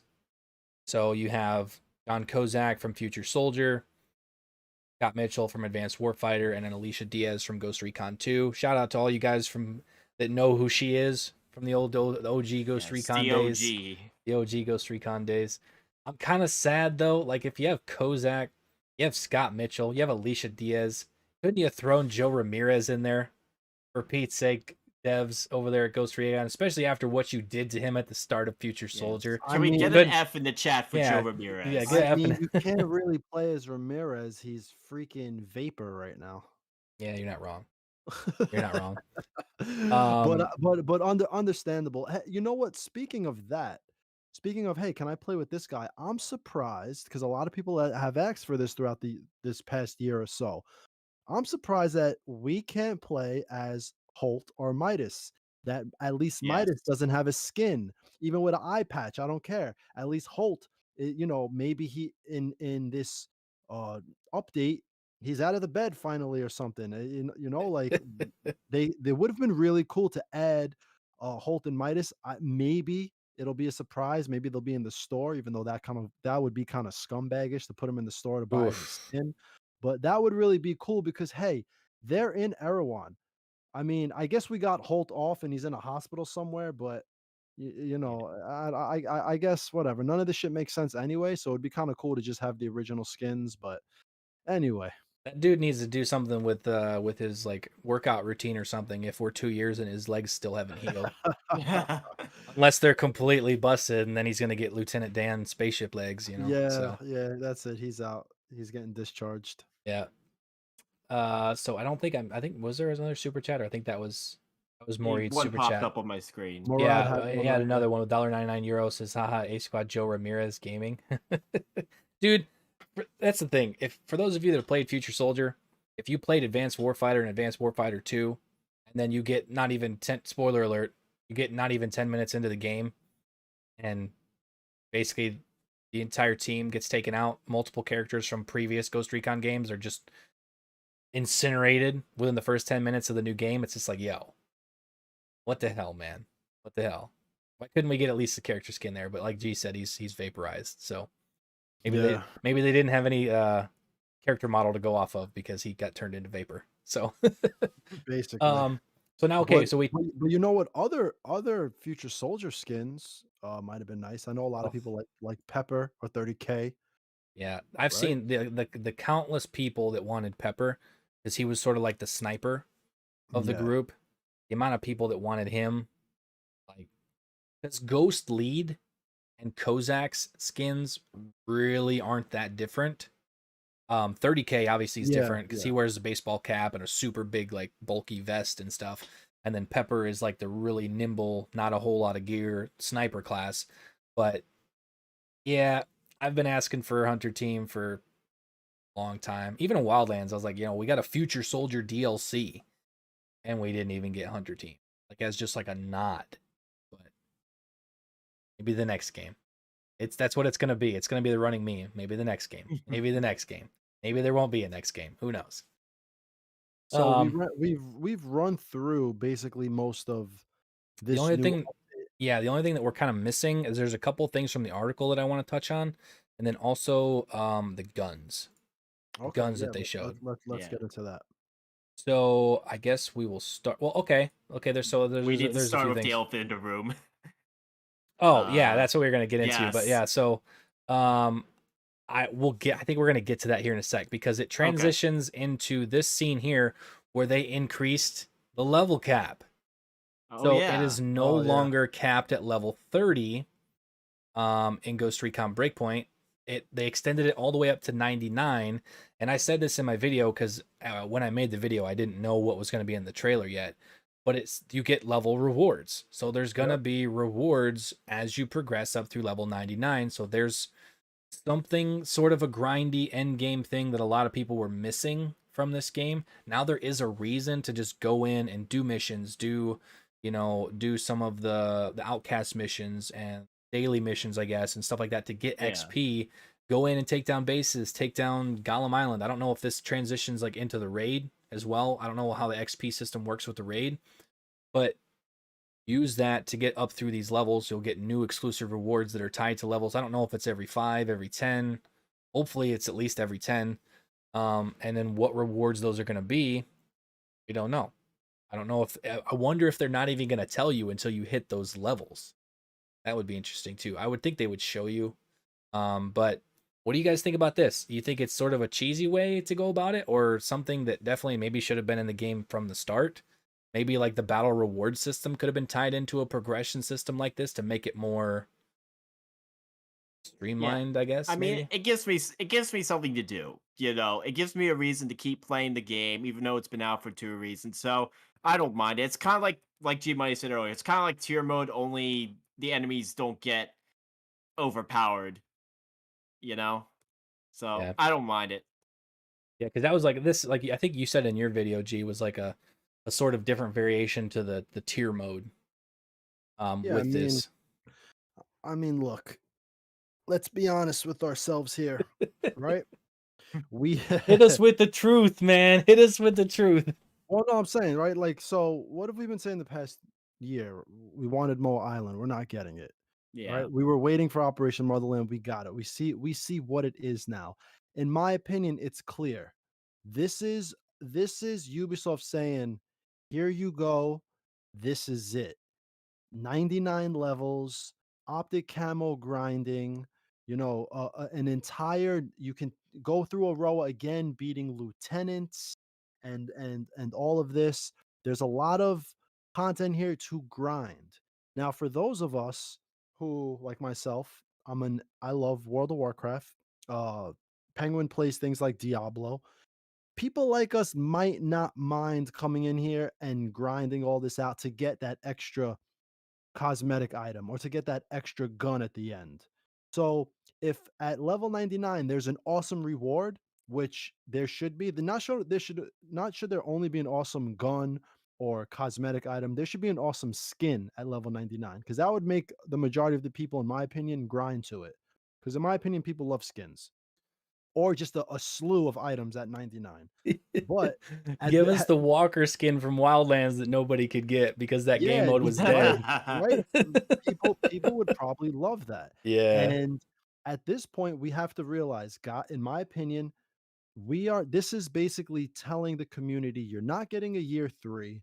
This is a lot of stuff for you to digest. By the time the majority of people get through this, who have lives, who have children, wives, full-time jobs, going to take a while to grind to 99 to unlock everything. So assume it takes you a month, 2 months, 3 months. You're going to be into 2022 at that time. We should assume at this point we're not getting anything. We're not getting a year three. This is it, and that it is what it is. Yeah. Let me. I think Sylvester was actually trying to get in here. I don't know where he went. If Sylvester wants to hop in, he needs to be a Yeah, member of my Discord. yeah, I think he Go did. He said he was in Discord to channel name. Maybe I didn't send him. All right, go down to discussions, enter. When Yeah, I it's see you, I'll drag you in. yeah. And if you don't have the link, Discord, I will send you a link. Yeah, or Um, just click on any one of my go click on any one of my videos. They're all the link is always in the description to my videos. But yeah, that would probably be the best way to do it. If you just click on one of G's videos, catch the Discord link, and then just go down, scroll down to where it says co-op voice. Then there's a tab just called discussions. Just hop in there, and then we can drag you up. yeah. But also as far as these 99 levels and battle rewards, it could be that they worked out with this new system that they built, being that now we're just leveling and it's not this battle reward system that seemed to be bugged or they got rid of it for some reason. Basically, maybe a lot of the things that they had or wanted to give that maybe they kept on the side, they'll provide now with the next 60 levels or 70 levels that we're going to have to go through. Yeah. So I don't know if it's every 10 levels, 5, like who knows. It'll probably be like the tiered mode where we got an item here, an item there, maybe something, and I think people will just stay in game, play it. If they don't care about the items, they'll play until they're bored and they'll move on to something else. And at this point, we just gotta have to be happy. It's free. Everybody can experience it. If you have the game, you download it, you play it, you enjoy it until something else comes up that grabs your attention. I think we all know, or the majority of us know, that GTA, the definitive edition, the trilogy is coming out. I think in a week or two. I know a lot of people will, move on to that and reminisce about old games like that. So you'll always be able to bounce back to Breakpoint for the next year. But at this point in time, I don't know. Do you guys expect to see anything related to Ghost Recon in a Ubisoft Forward next year, in E3 next year? Or do you expect basically next year to be filled with the Division Heartland, maybe the Division content? I think supposedly the Division has new content coming out in next February. So there's Heartland, then there's Ghost Recon Frontline. That's still, we have to see what they're going to do with that. Do you expect basically for Paris to go silent for Ghost Recon, PVE, at least single player game, for this next year, and we won't hear anything? Oh boy, that's I With hope this con- not. this- with, I with hope this not. content, that's what I'm Yeah. thinking. Yeah, Yeah. unless they have something to tie us into the next game, which I doubt. Um, I don't think they're ready to announce something next year. Maybe in 2023. I think they did tease us a little bit towards the prospect of a potential new game with Karen Bowman's unknown middle operation between Kingslayer and Motherland. I think that could potentially be the next Ghost Recon game, where it's kind of a sort of in between time between between Breakpoint and Wildlands, because the thing is they've incorporated so much future tech with Future Soldier and Breakpoint that, at least timeline wise, it would be hard to go back to a more grounded sort of game that people have been asking for without introducing plot holes of, okay, why is this particular future tech in there, or without rebooting the whole series. So Yeah. I don't know. I'm personally not expecting anything for a while with Ghost Recon. I think Ubisoft is going to focus on trying to promote their free to play games for a little bit before they're completely ready to release new mainline titles. I think with that, I think I definitely agree with that. I think okay, so best case scenario, you see something like even if it doesn't even have to show anything. Even if they tease like something, like I've talked about multiple times, if they ever tease the Splinter Cell game, and you don't have to, and that's the thing too, is there's rumors of a Splinter Cell game possibly being shown in 2022. So, but even if they did show something, um, have like a little bit of like it could be a black screen with a couple of characters talking, whether it be like Karen Bowman, Hunter Team, or Karen Bowman and Nomad, or whoever. Two characters talking that you can recognize their voice, so you know that it's a Ghost Recon character, and then have a logo just fade onto the screen. Ghost Recon Wildlands 2 or whatever. That's all they would have to show, and there would be people that would be excited. They don't even, and that's all they could show. There's no release date. There's no nothing. I would be okay with that at this point, because then that shows that there is something. We're not just, it's not over for Ghost Recon. There's something coming, and we know that there's something coming. And then at that point, I think with the timeline from Breakpoint, if they are currently working on something on the back end since Breakpoint's release, 2023 wouldn't be out of the question. That would be about a 4-year dev cycle. 2025 would probably be better to get a full, take the best things from Wildlands, best things from Breakpoint, some of the new mechanics from Motherland, and up the ante with those, and then just kind of mush them all into a game and make it work. Not a game developer, so whatever. Yeah, we'll see. Yeah. So I guess with that, we can kind of move on to the next part here in the trailer, because we have the increased progression. So now we have the new weapon mastery system. Yeah.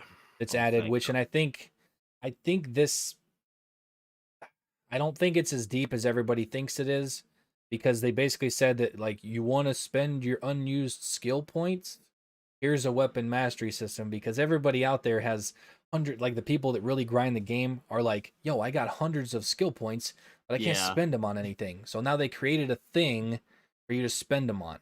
It's a weapon mastery system that allows you to go in with, it looks like here it shows like shotguns, assault rifles. So it's going to base it off of the weapon class, and you're going to be able to upgrade the mobility. You're going to be able to upgrade the accuracy, and then you're going to be able to upgrade the handling of the weapon. So how much of a difference that's going to make as you upgrade it, we don't know. If it's going to how many skill points it's going to cost to upgrade it, we don't know. But it's definitely another underlying system that they added that hopefully isn't just negligible, I guess. Hopefully there is something to it, that it's not just like, here's sort of a fake system to spend your unused skill points on. Well, we'll see. Yeah, we'll see. I am glad that they added that, though, because that's something that always bugged me, like, since Deep State, because I was when I played through the campaign and got all of the skill points, I expected new skills, new perks to come out as each new class came out, and obviously that never happened. So it's just something that's always kind of irked me, where you'd had all these tons of unused skill points. So I'm glad I'll be able to finally spend them on something, so that way it's not cluttering my screen anymore. If it's negligible, that'll be a little bit disappointing, but I do hope it's something more substantial. Yeah. In regards to the upgrades. Yep. Anything to go on to that, G? Oh no, this is just another thing where we're gonna see how it works.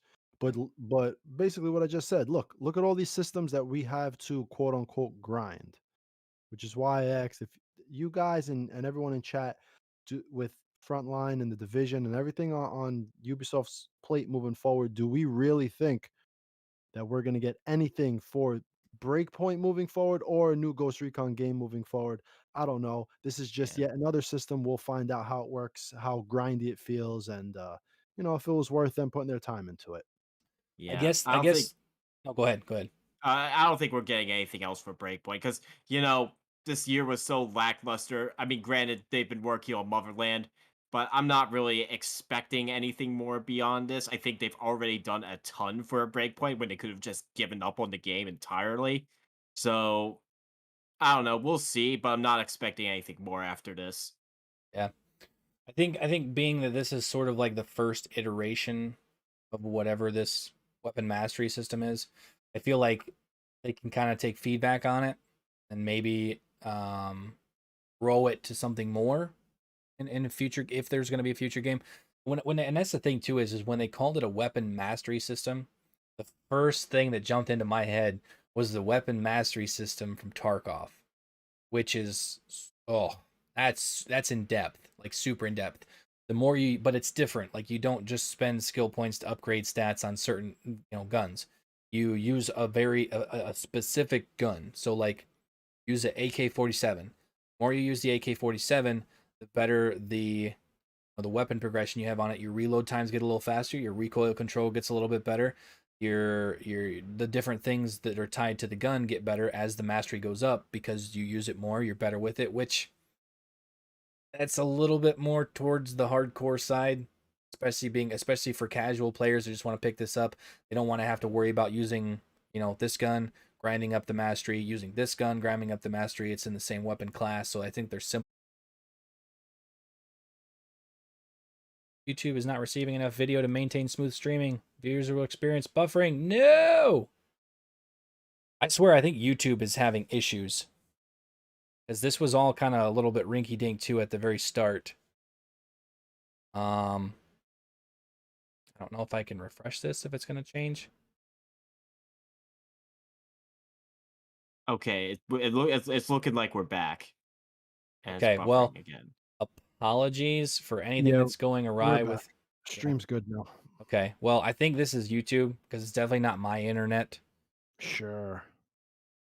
Hell, who knows? It might, with the world going on, maybe it is my internet. But like when I tried to set up the stream and I clicked start stream, there were multiple times where it was like live streaming isn't available. Try again. Try again. So, well, let's see. Where do we leave off? We were at what weapon were we at? the new weapons, which is I believe people were saying the SR3M, which was a so Wildlands weapon. Which where's the you got to put the video back on? Oh, yep. There we go. So. There were people when I made the video talking about the new characters from the teaser trailer that were like, yo, that's the SR3M from Wildlands. And it was like a super like pixelated, really small image that these weapon guys know what they're talking about. Yeah. And I was saying that it almost looks like it's the same weapon with two different variations because it's a different stock and it's got a different like foregrip thing. That might just be weapon customization that you can do to it. Like I said, I never really used the SR3M in Wildlands, so I don't know. That's sad. I love the SR3M in Wildlands. That was like one of the first assault rifles I used when I first got the game because the 30-round mag was available. It was a good gun. I liked it. So I'm glad it's coming back. There you go. Yeah.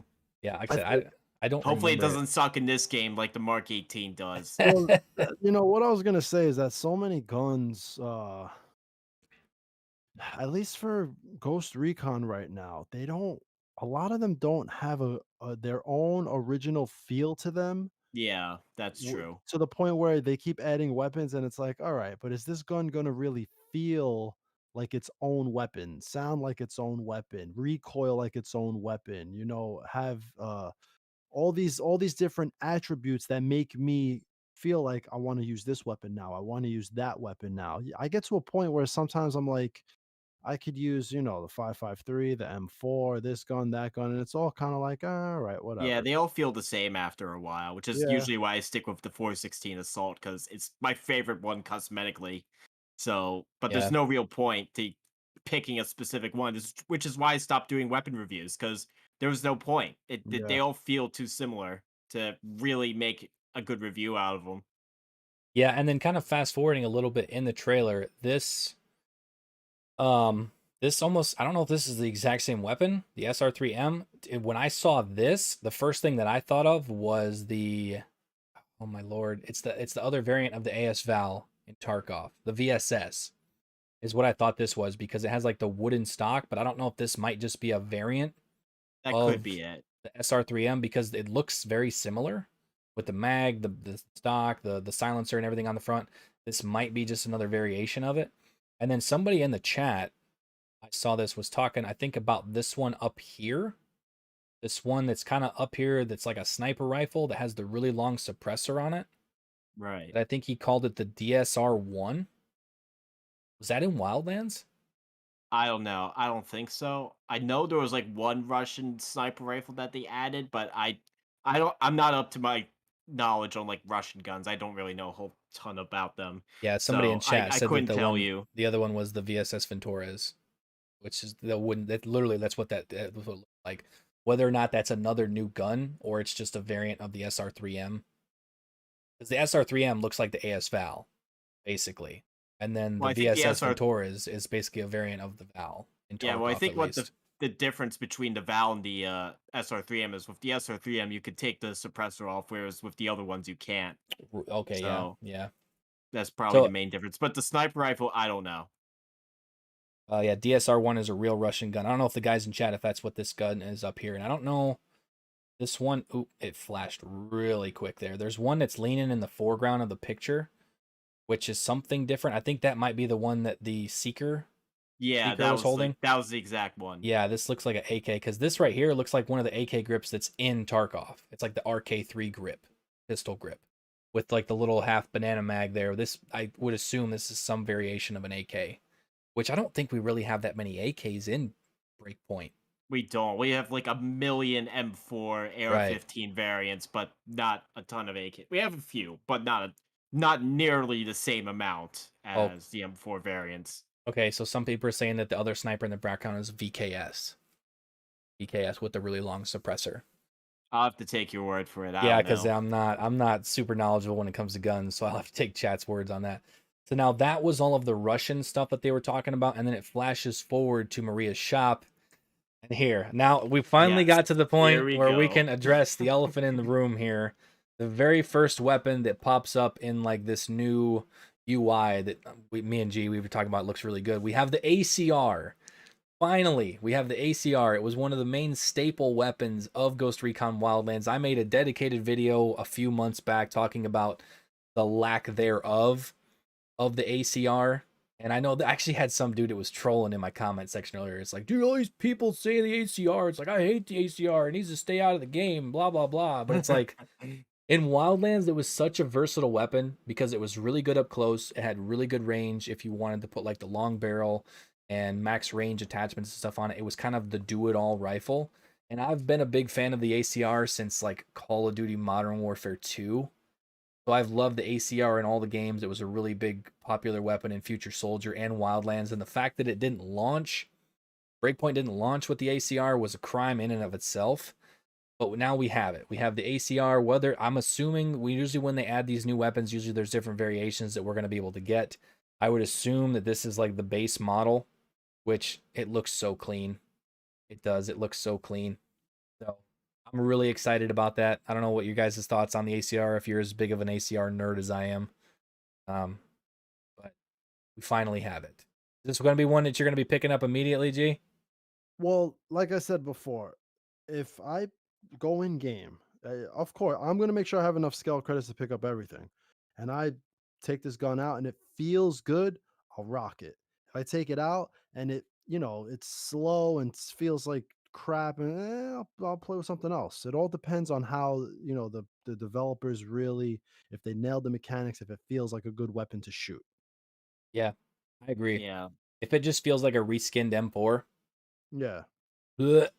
Yeah, I Yeah. mean, I'm gonna try out all of the weapons. I'm actually, while we're talking, I'm actually farming skill credits right now by killing Ah, behemoths, so that we can nice. get those numbers up. But yeah, I'm gonna try out all the guns. We'll see if it becomes a favorite. It, I don't know. It wasn't. I mean, it was a decent enough weapon in Wildlands, but it wasn't like a favorite. I mean, it was. It's more of a subjective thing, really, than Yeah. anything else. But you know, I'll try it out, see if it's good or not. Yeah, and then we have JJLL in chat says, I hate the ACR. I'm an M4 fan. Well, and you can get out.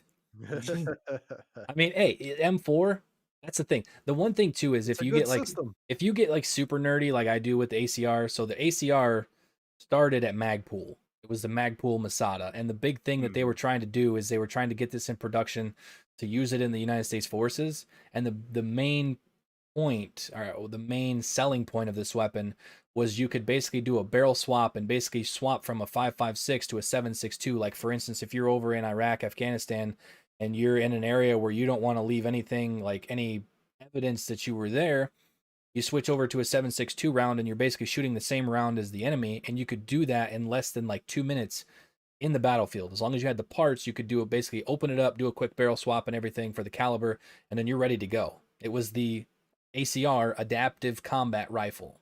And then the Bushmaster got rights to it for a while. I don't know if they still do. Remington had it. I think they still do. I I heard it. I saw in the chat that they stopped in like 2018. Oh, well, but that's Yeah. probably why they're So expensive as hell to buy too, because they don't F. make them anymore. And then the Yeah. United States government realized that they don't care if the enemy knows that they're on their battlefield and just continue to shoot 5.56 all over the world. Yeah. You're not It wrong. might change Well, with well, the there's like a program, but new. I want to say that it's in Battlefield 2042.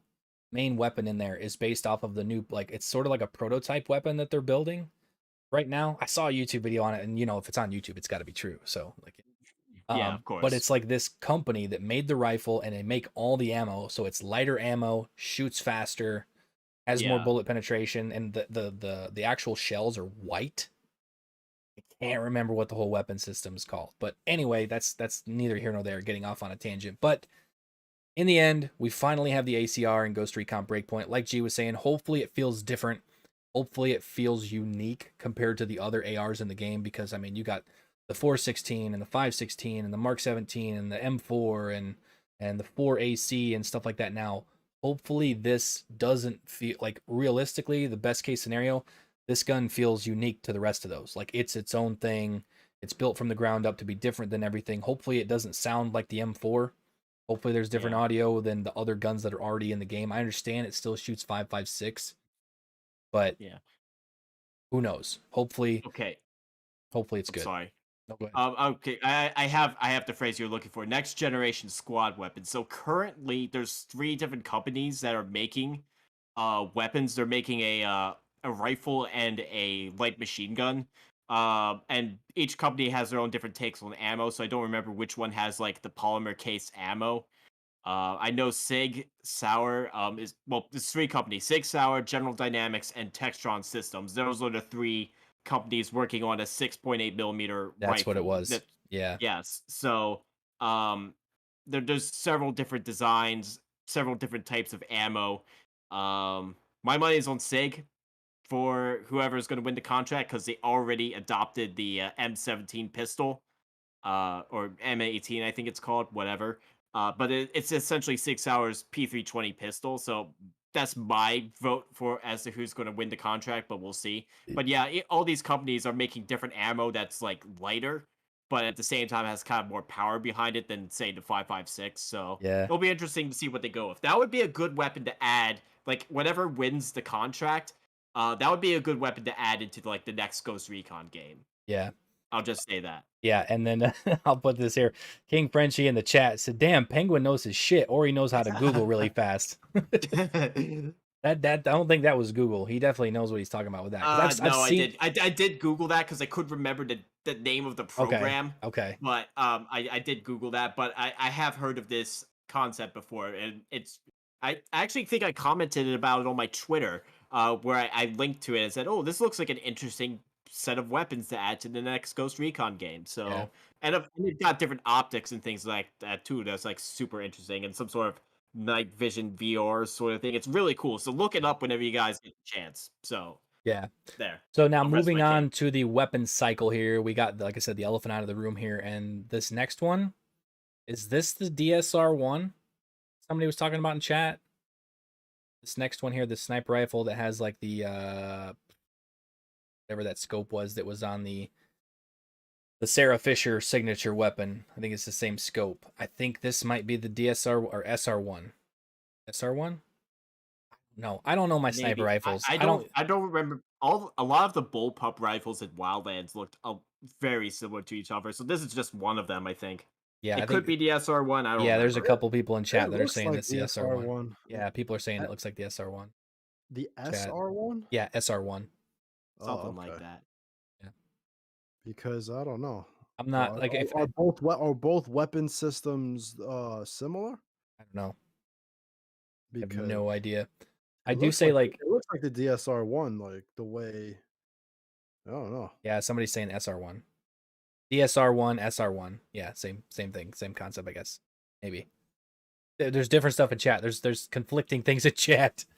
But that's the thing is like I don't do a lot of sniping in Breakpoint. I did a decent amount of sniping in Wildlands, but I was an MSR guy in Wildlands. The MSR until they released the TAC 50. Once they released the TAC 50, I basically exclusively used the TAC 50. I wasn't one of the dudes that jumped on the HTI train and was like one shot in all the helicopters. Like Yeah, I don't know, but like I don't do much sniping in Breakpoint, so I don't really know all the snipers. But this Yeah, one, well, it's obviously, I hard to believe. it's kind of hard to do actual long range sniping at Breakpoint just because of the way the world's designed. Like at best, you can get out to like 400 meters, except maybe one or two bases where you can maybe push it to 500 if you're in the exact right spot. But Wildlands was definitely the better game for that because you had more wide open spaces and more mountainous regions, so you could actually aim down into bases and take longer shots. Again, world design, it's harder to do that in Breakpoint. So yeah, I don't do a ton of sniping either. Yeah, and then real quick in the chat, was it Homa93 says Sarah Fisher signature weapon question mark. When did that come out? I think that was that was in the Sam Fisher DLC, wasn't it? Yeah, it was Yeah, a And it deep was state sort of yeah, thing, it was or right I after can't it, remember what it was called. before who Red Pages. cares? It's Paladin. It was freaking the Paladin. It was the yeah, Paladin Paladin it's sniper Knight rifle. Paladin ridiculous. Knight. Sniper or something Yeah, like. I have Breakpoint up. I could go look it up. yeah. So I Uh, guess we'll just like continue the cycle here. This one, correct me if I'm wrong, chat, because I know you will. This is the M110. Yeah, most yeah, definitely. This is Yeah, the yes. M110 sniper rifle. it better be because I made a video on it. Which that's the thing too is you have the ACR, one of the more iconic weapons from Future Soldier. The M110 was the most iconic sniper in Future Soldier, the M110. So I Yep. remember even using that. I believe it was in Advanced Warfighter 2 multiplayer, and I just called it the Baconator. Because man, you would just fry people with that gun, with the M110 in Advanced Warfighter. Well, Um, people are saying, or is it the SR-25? Well, the two weapon systems are basically like they look the same, no? So it's one or Yeah, the they're other. very similar. It's just they're different stocks, different rails, Yeah, but it's yeah. but fundamentally the isn't the same gun. The only thing with SR-25 in the the game already? Yeah, no, it's not. But with the M110, the thing that really made it iconic was that super long suppressor that covered the barrel, and that a lot of people when the M110 came out in Wildlands, they were mad that particular suppressor wasn't in the game, which I kind of understand if you're trying to go for that particular look. Yeah, I get it. So I'm wondering whether they actually incorporated the correct suppressor this time. It would be cool if they did. I'm not expecting it. Yeah. Real quick, Murad Mansouri with the €1.99 said, "Don't start me or G Money on Sarah Fisher!" Exclamation point. Yeah, that's a Yeah. separate Yeah, conversation Yeah. for another that's a yeah, day. for real. It's not even Yeah, worth and it. that's the thing. Somebody in chat here, if anybody's gonna get triggered by this, says SR-25/M110 are the same thing. So Yeah, whatever. Pretty I don't know if much. I there's a mean, different there's diff caliber or if it's the same thing. it's the No, same caliber. It's just, different barrels, different stock. Yeah, Not different barrels, but different stocks and handguards. yeah. And there's civilian designation stuff. It's complicated, but it's fundamentally the inner guts. It's the same rifle. Yeah. It just So was like the military designation for it. So too. So whatever. all right, we'll continue to scroll here. This looks like what was the Outcast MDR was already in the game. That's what It this was looks like. it was like the resistance Or yeah, the rifle Resistance. that Yeah, yeah, from Terminator. yeah. When the This Terminator DLC came out, there was this weird rifle that basically it was in the original Terminator movie, but it had this fancy like scope on it, but it doesn't in this game. It's the original, like I think it's called the Valme M82 or something like that. Correct me if I'm wrong, chat. But yeah. I'm. yeah, it's got like these weird iron sights that are like off canted or whatever. So I guess they decided to put a 308 PMAG in it for some reason, even though that's Interesting. not how that works, I'll tell and I'll tell you what decided they to dress decided. up it a bit I'll tell you what they with decided. rails. This is What? what they decided. Oh They boy, dec here we go. they decided to ignore everyone and not give them the M16 that they've been dying for and Mm, gave them another freaking floopy weapon that no one's gonna use. unless it's in the upgrade system, the level upgrade system. Well, That's a possibility. you're not But gonna Yeah, I just don't. turn it into an M16. Look, people have been asking for M16s, whether it's my comments, whether it's the community. People are like, "Yo, can we get an M16? Just a nice, normal, old school M16 in the game." And I think a lot of people are using the M4A1 Scout kind of as like, like I can't get the M16, so I'll use this because there's a 3 round burst weapon, kind of similar to how the Yeah, M16 works. But this is the thing that confuses me. For everything that they might put out there, shit like this seems like it's like, "Oh, here's one more thing we could put out that seems like we're putting out a lot of stuff." When, in my Hmm. opinion, do you think anybody looks at this gun and is like, "Yes, I've been waiting for this"? No. No, right? Yeah. So I don't know. Whatever. Yeah, I Yeah. think the M16 would have been a better fit, but Yeah. yeah, I think that wraps that up for the weapons part, and then it does show a couple of different vehicle skins and stuff like that. But no one um, cares about those. yeah. There's vehicles I haven't purchased yet. I've been playing this game Well, for like that's the two thing is years. that that Yeah. resistance AR, I ain't touched that thing either. That's still in Maria's shop, so screw that thing. Now going, I think now the next step here is going to be going. There was some things that I don't believe were talked about in the trailer whatsoever, Hmm. but it was in the article. So we have obviously the faction warfare was briefly touched on, I think, in the trailer, which I'm pretty sure it's going to behave very similar to what was it, the Red State or Red Patriot Resistance DLC, live event or or yeah, it something was like yeah that. I that. don't know. I would assume Yeah, it's going to be like the same system. yeah, same deal. Um, Maybe just expanded more to a larger scale. But yeah, they did say too that I don't know they kind of showcase it a little bit in the trailer, but they did go on to say that each type of Bodark enemy will have equipment that changes based on the highland, urban, and wild biomes. So different biomes are actually going to have different equipment. I don't know exactly what that means if it's just I strictly think that was cosmetics. Yeah, I think that was referring to just like camos, like we were talking about earlier. Like some of the Bodark guys had snow camo on, some of them had Right. like green and black. Actually, Yeah. the article I think talked about that, Yeah. so I think that's what it's referring to. And then they also we didn't get to see it in the trailer, but they mentioned a new item in Maria's shop, which is the mixed materials ghillie suit. So the teammate experience, we finally got ghillie suits with ghillie heads. We had a couple of different variations of that, and now we're getting a new full ghillie suit in this update that you're going to be able to get in Maria's shop, called the Mixed Materials Ghillie outfit. So I don't know exactly. I mean, you could probably Google it and see, but like maybe there's more things on it. It's not just like the normal strands. Maybe it's similar to like some of the ones that were in Wildlands that had seemed like they had a little bit more aesthetic to them. They don't really give us any information. They don't show it in the article. They don't show it in the trailer. So I guess we'll just have to wait and see what it looks like in Maria's shop. And I'm sure there's going to be other items that they haven't mentioned in the trailer or the article that are going to be in Maria's shop. The kind of things that just kind of like slip in under the radar. But the big thing that I kind of wanted to talk about here is the new atmosphere that they've Mhm. added with this new DLC. So in the article, it says that the island of Aroa itself is going through some changes, along with those fighting for control of it. So there's new atmospheres specific to 5 separate zones that are going to be in effect in the DLC, and I'm assuming this obviously takes place in the main game. I would hope. I hope it's not just tied to Conquest, but it says with an overall autumn winter feel, and the weather changes, including cloudiness, rain, fog conditions, and sunniness, will vary much more around the island based on the region. And players are going to notice more variety from day to day, particularly after you like reset and rest at the bivouac. And they also did a thorough review of environmental effects, including insects, fumes, grasses, and bird flight.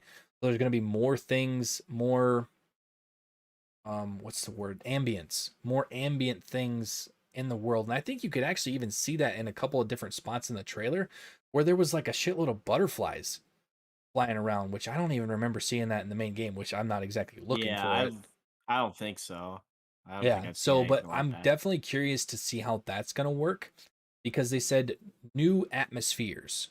Is that like new weather conditions that aren't in the game already? That said that they're going to be in effect in 5 separate zones. And then there's overall an autumn winter feel. Not exactly sure how you would do an autumn feel on a tropical island. Um, Well, I think it'll work because the problem with Breakpoint is the fact that so many province biomes are the same. yeah, So Yeah. if they can make one biome's or feel different than another, yet it's the same type of terrain and everything, but these weather effects make it feel different, that'll go a long way for actually bringing some variety to Aroa. Because the one issue that I think we all realized on day one is that they proclaimed from the very beginning oh, Breakpoint, the biomes are so different and vast, and it's even better than Wildlands, and it's worse than Wildlands. Wildlands biomes and provinces are so diverse and interesting, and you could put so many different types of camo on your character for each different province. Whereas Breakpoint, you can go from the very top in the northern area to the very bottom in the south. And as long as you don't cross over any snow, you feel like you're in just one area and it's all the same shit, minus maybe a little swampiness up in the Fen Bog area and that northeast area. So hopefully these environmental changes will be, will have a really big effect on how the player feels when they're moving from one province to the next. And I'm looking forward to see what they did. Yeah. Also, real quick, we got another super chat from Morad Mansouri with the €1.99 says you're gonna use hornet nests and bear turds what? Bear turds What the tactical? hell? I don't even know what that I means. guess that's kind of like some Tomb Raider shit. Like you're gonna grab a hornet's nest and throw it at the enemy. Like Oh, yeah, yeah. yeah. Now I think that pretty much does it for everything that was in the trailer and everything that was in the article that we got. I mean, I guess I could try to pop up. I mean, there's not really anything in those other images that weren't technically supposed to go up to my knowledge, but a bunch of different media sites put them up anyway. Because of Um, course they did. yeah, I think there was only one that's really notable, which was like the Future Soldier outfit, which you kind of already saw in the trailer anyway. It's just a little bit different artwork. But I mean, is there anything else that you guys kind of want to touch on with what we saw in the trailer and we could discuss or I mean, I have a video planned. As long as you guys don't, fucking steal it, I want to talk about it with these, the 400 people that are here. All right, so this is what I want to bring up. Now that we've discussed everything, we see the mechanics that they've created. Has anybody realized that if Ubisoft was able to make this optic camo mechanic where the enemy will actually see you differently, that means they have the ability for the next game to utilize a system with their AI and what the player is wearing as far as camo and ghillie suits. you're Like, not wrong. Yep. like it's there. They've just proved to us with this optic camo system and the way you can upgrade it and everything. If there are levels to this shit, that means they can go in and they could do the same thing for what you're wearing according to the terrain out there. Now, it might be a little harder because you have to match camo to terrain. So with each piece of camo and each color, they'd have to do a lot more programming to make sure it fits. But my point is that it's step one towards moving towards a direction where, hey, for those of you who want to come in and play dress up Barbie, we understand that maybe there can be an on off button if you want a system like that. But for those of us who want the more tactical feel, hey, if you're in the snow and you're wearing all black in the middle of the day, maybe the enemy should see you a little quicker than if you would have had on white gear. If you're in the middle of the jungle and you have gold weapons and all red and you look like a clown, you're gonna have to turn that off so the AI is kind of just generic. And all I'm Yeah. saying is that now that I've seen this optic camo system, right off the bat, it's led me to realize, hey, if they can do this, they can do it with an actual camo system of what we have on, and even more important than that, ghillie suits. So let's Yeah. see what the future holds in a year or two when they make a new game, if they're willing to move away from cosmetics being just cosmetic, or at least giving us the option to play in a certain way where what we are actually wearing, as far as camo and gear, matters. So I just wanted to put that out there now that we're at this point where we've gone through everything. We can really look at things and speculate and see where we might go in the future with Ghost Recon and this franchise. Yeah. That's definitely a good point. I was writing notes for my video for tomorrow.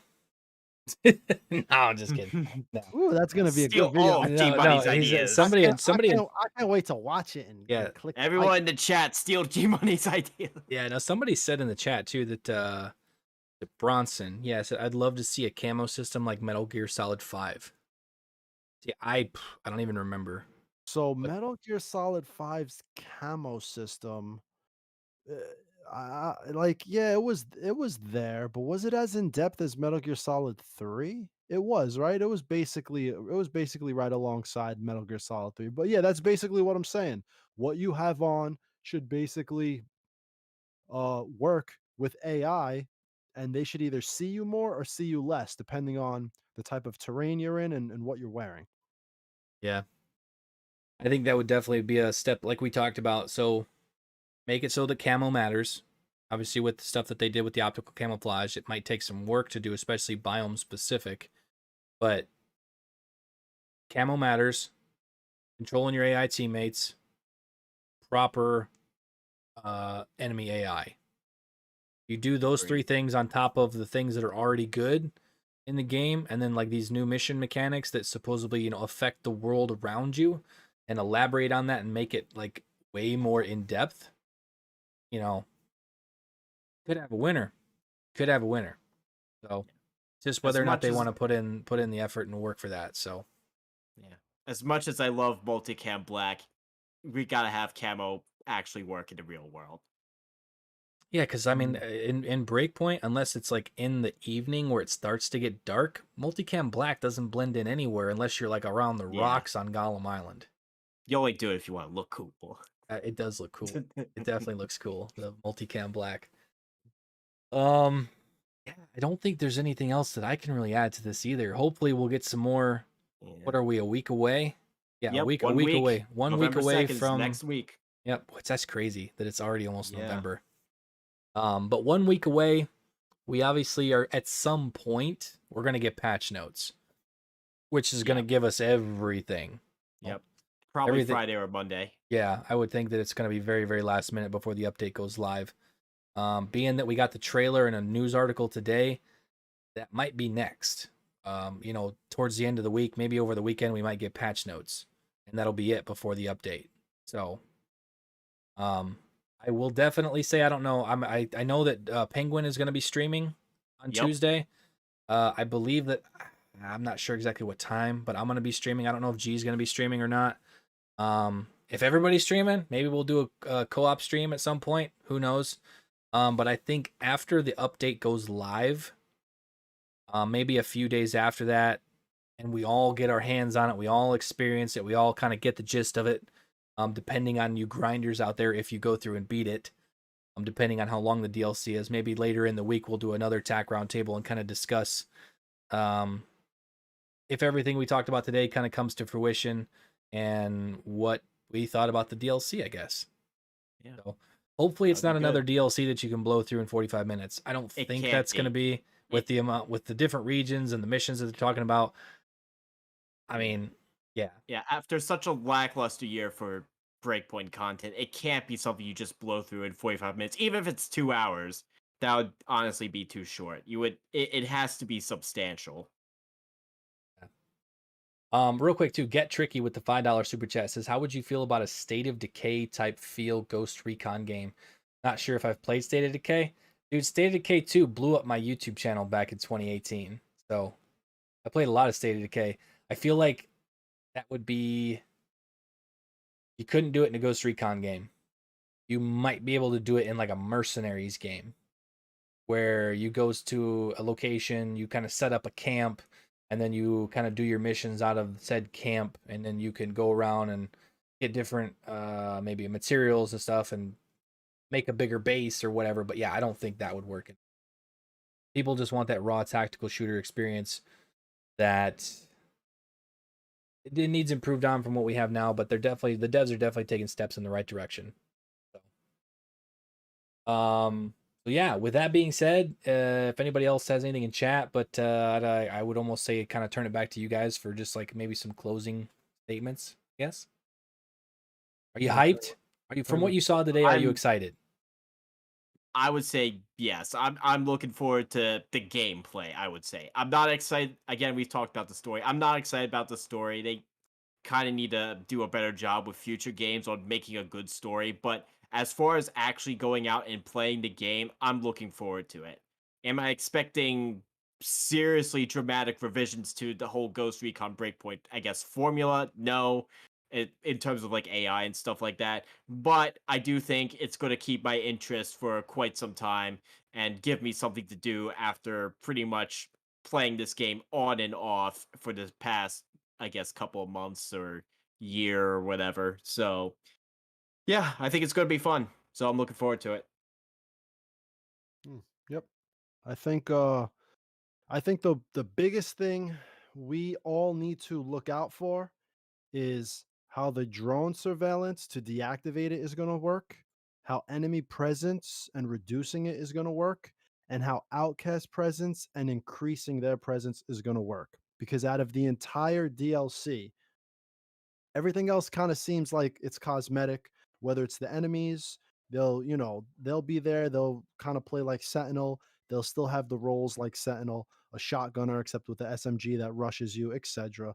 But with these mechanics, I think going into November 2nd, these are the mechanics I want to look at the most because if they're new, that means this is something that Ubisoft Paris took time to build, which means we might look forward to seeing more mechanics like this in the future. As far as the entire conquest mode itself, it just seems like they realize a lot of people were expecting Wildlands. I mean, not expecting that, they really like that Wildlands feel, Fallen Ghosts, etc. And they kind of fell back on that format, hoping that it would work. At the end of the day, like I said before, it's free. I think we're all going to enjoy it for a little bit, and we'll see what's to come in the future and in 2022 for Ghost Recon as far as frontline or something new out of Ubisoft Paris. Yeah. Also, Voodoo13 with a $5 super chat says, I hope the character from the other games are like the ones when the game came out where you can get the skin but all the armor pieces separately.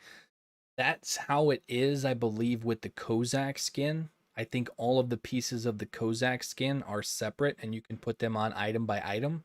I don't know if that's the case with the Scott Mitchell, because they showed clearly in the one part of the trailer where you had the Crosscom glasses, you had Kozak's vest, you had Kozak's shirt, and different things on different characters.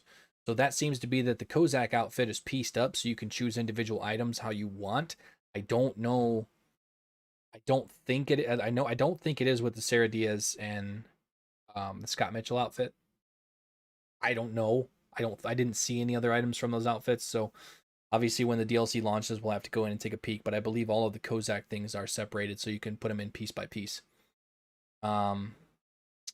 So yeah, I think that's gonna pretty much do it for this tactical roundtable. We were at 2 hours and 16 minutes. Addressed a lot of good stuff here. Pretty much everything in the trailer as well as the news article. And if we do happen to get any new information tomorrow, Thursday, Friday, Saturday, Sunday, Monday, obviously Tuesday, the update goes live. If there's any new information that comes out, it'll definitely be here on the channel and on G's channel. And I'm sure that if there's anything, we're going to have some more discussion streams with Penguin. But I think overall, I appreciate everybody for tuning in tonight, asking some good questions, not forcing me to break NDA. Yeah. So I think that's going to wrap it up for the stream. Probably do another one of these after the DLC's live for a few days to kind of get everybody's thoughts on the DLC. But with all of that being said, hopefully Operation Motherland is everything that we kind of want it to be. Hopefully it's long enough. I think if it's, 5, 10, 15 hours long, that would be fantastic. If it's longer than that, that would be extremely fantastic. And being that they added the new progression with the going up to level 99 and unlocking items, there's going to be a little bit more grindiness, but a kind of a reason to play a little bit more. But yeah, that's going to wrap it up. If I don't wrap this up now, I'm just going to keep rambling and rambling. So thank you guys so much for tuning in. Huge shout out to G Money Mozart and Penguin Overlord for tuning in with me tonight on the Tactical Roundtable. It would have been tough to do it solo. You guys, other people's opinions and you guys being here was awesome. And everybody in the chat, thank you guys so much for tuning in. And yeah, until next time, take care, everybody. See you later. Have a good night, guys.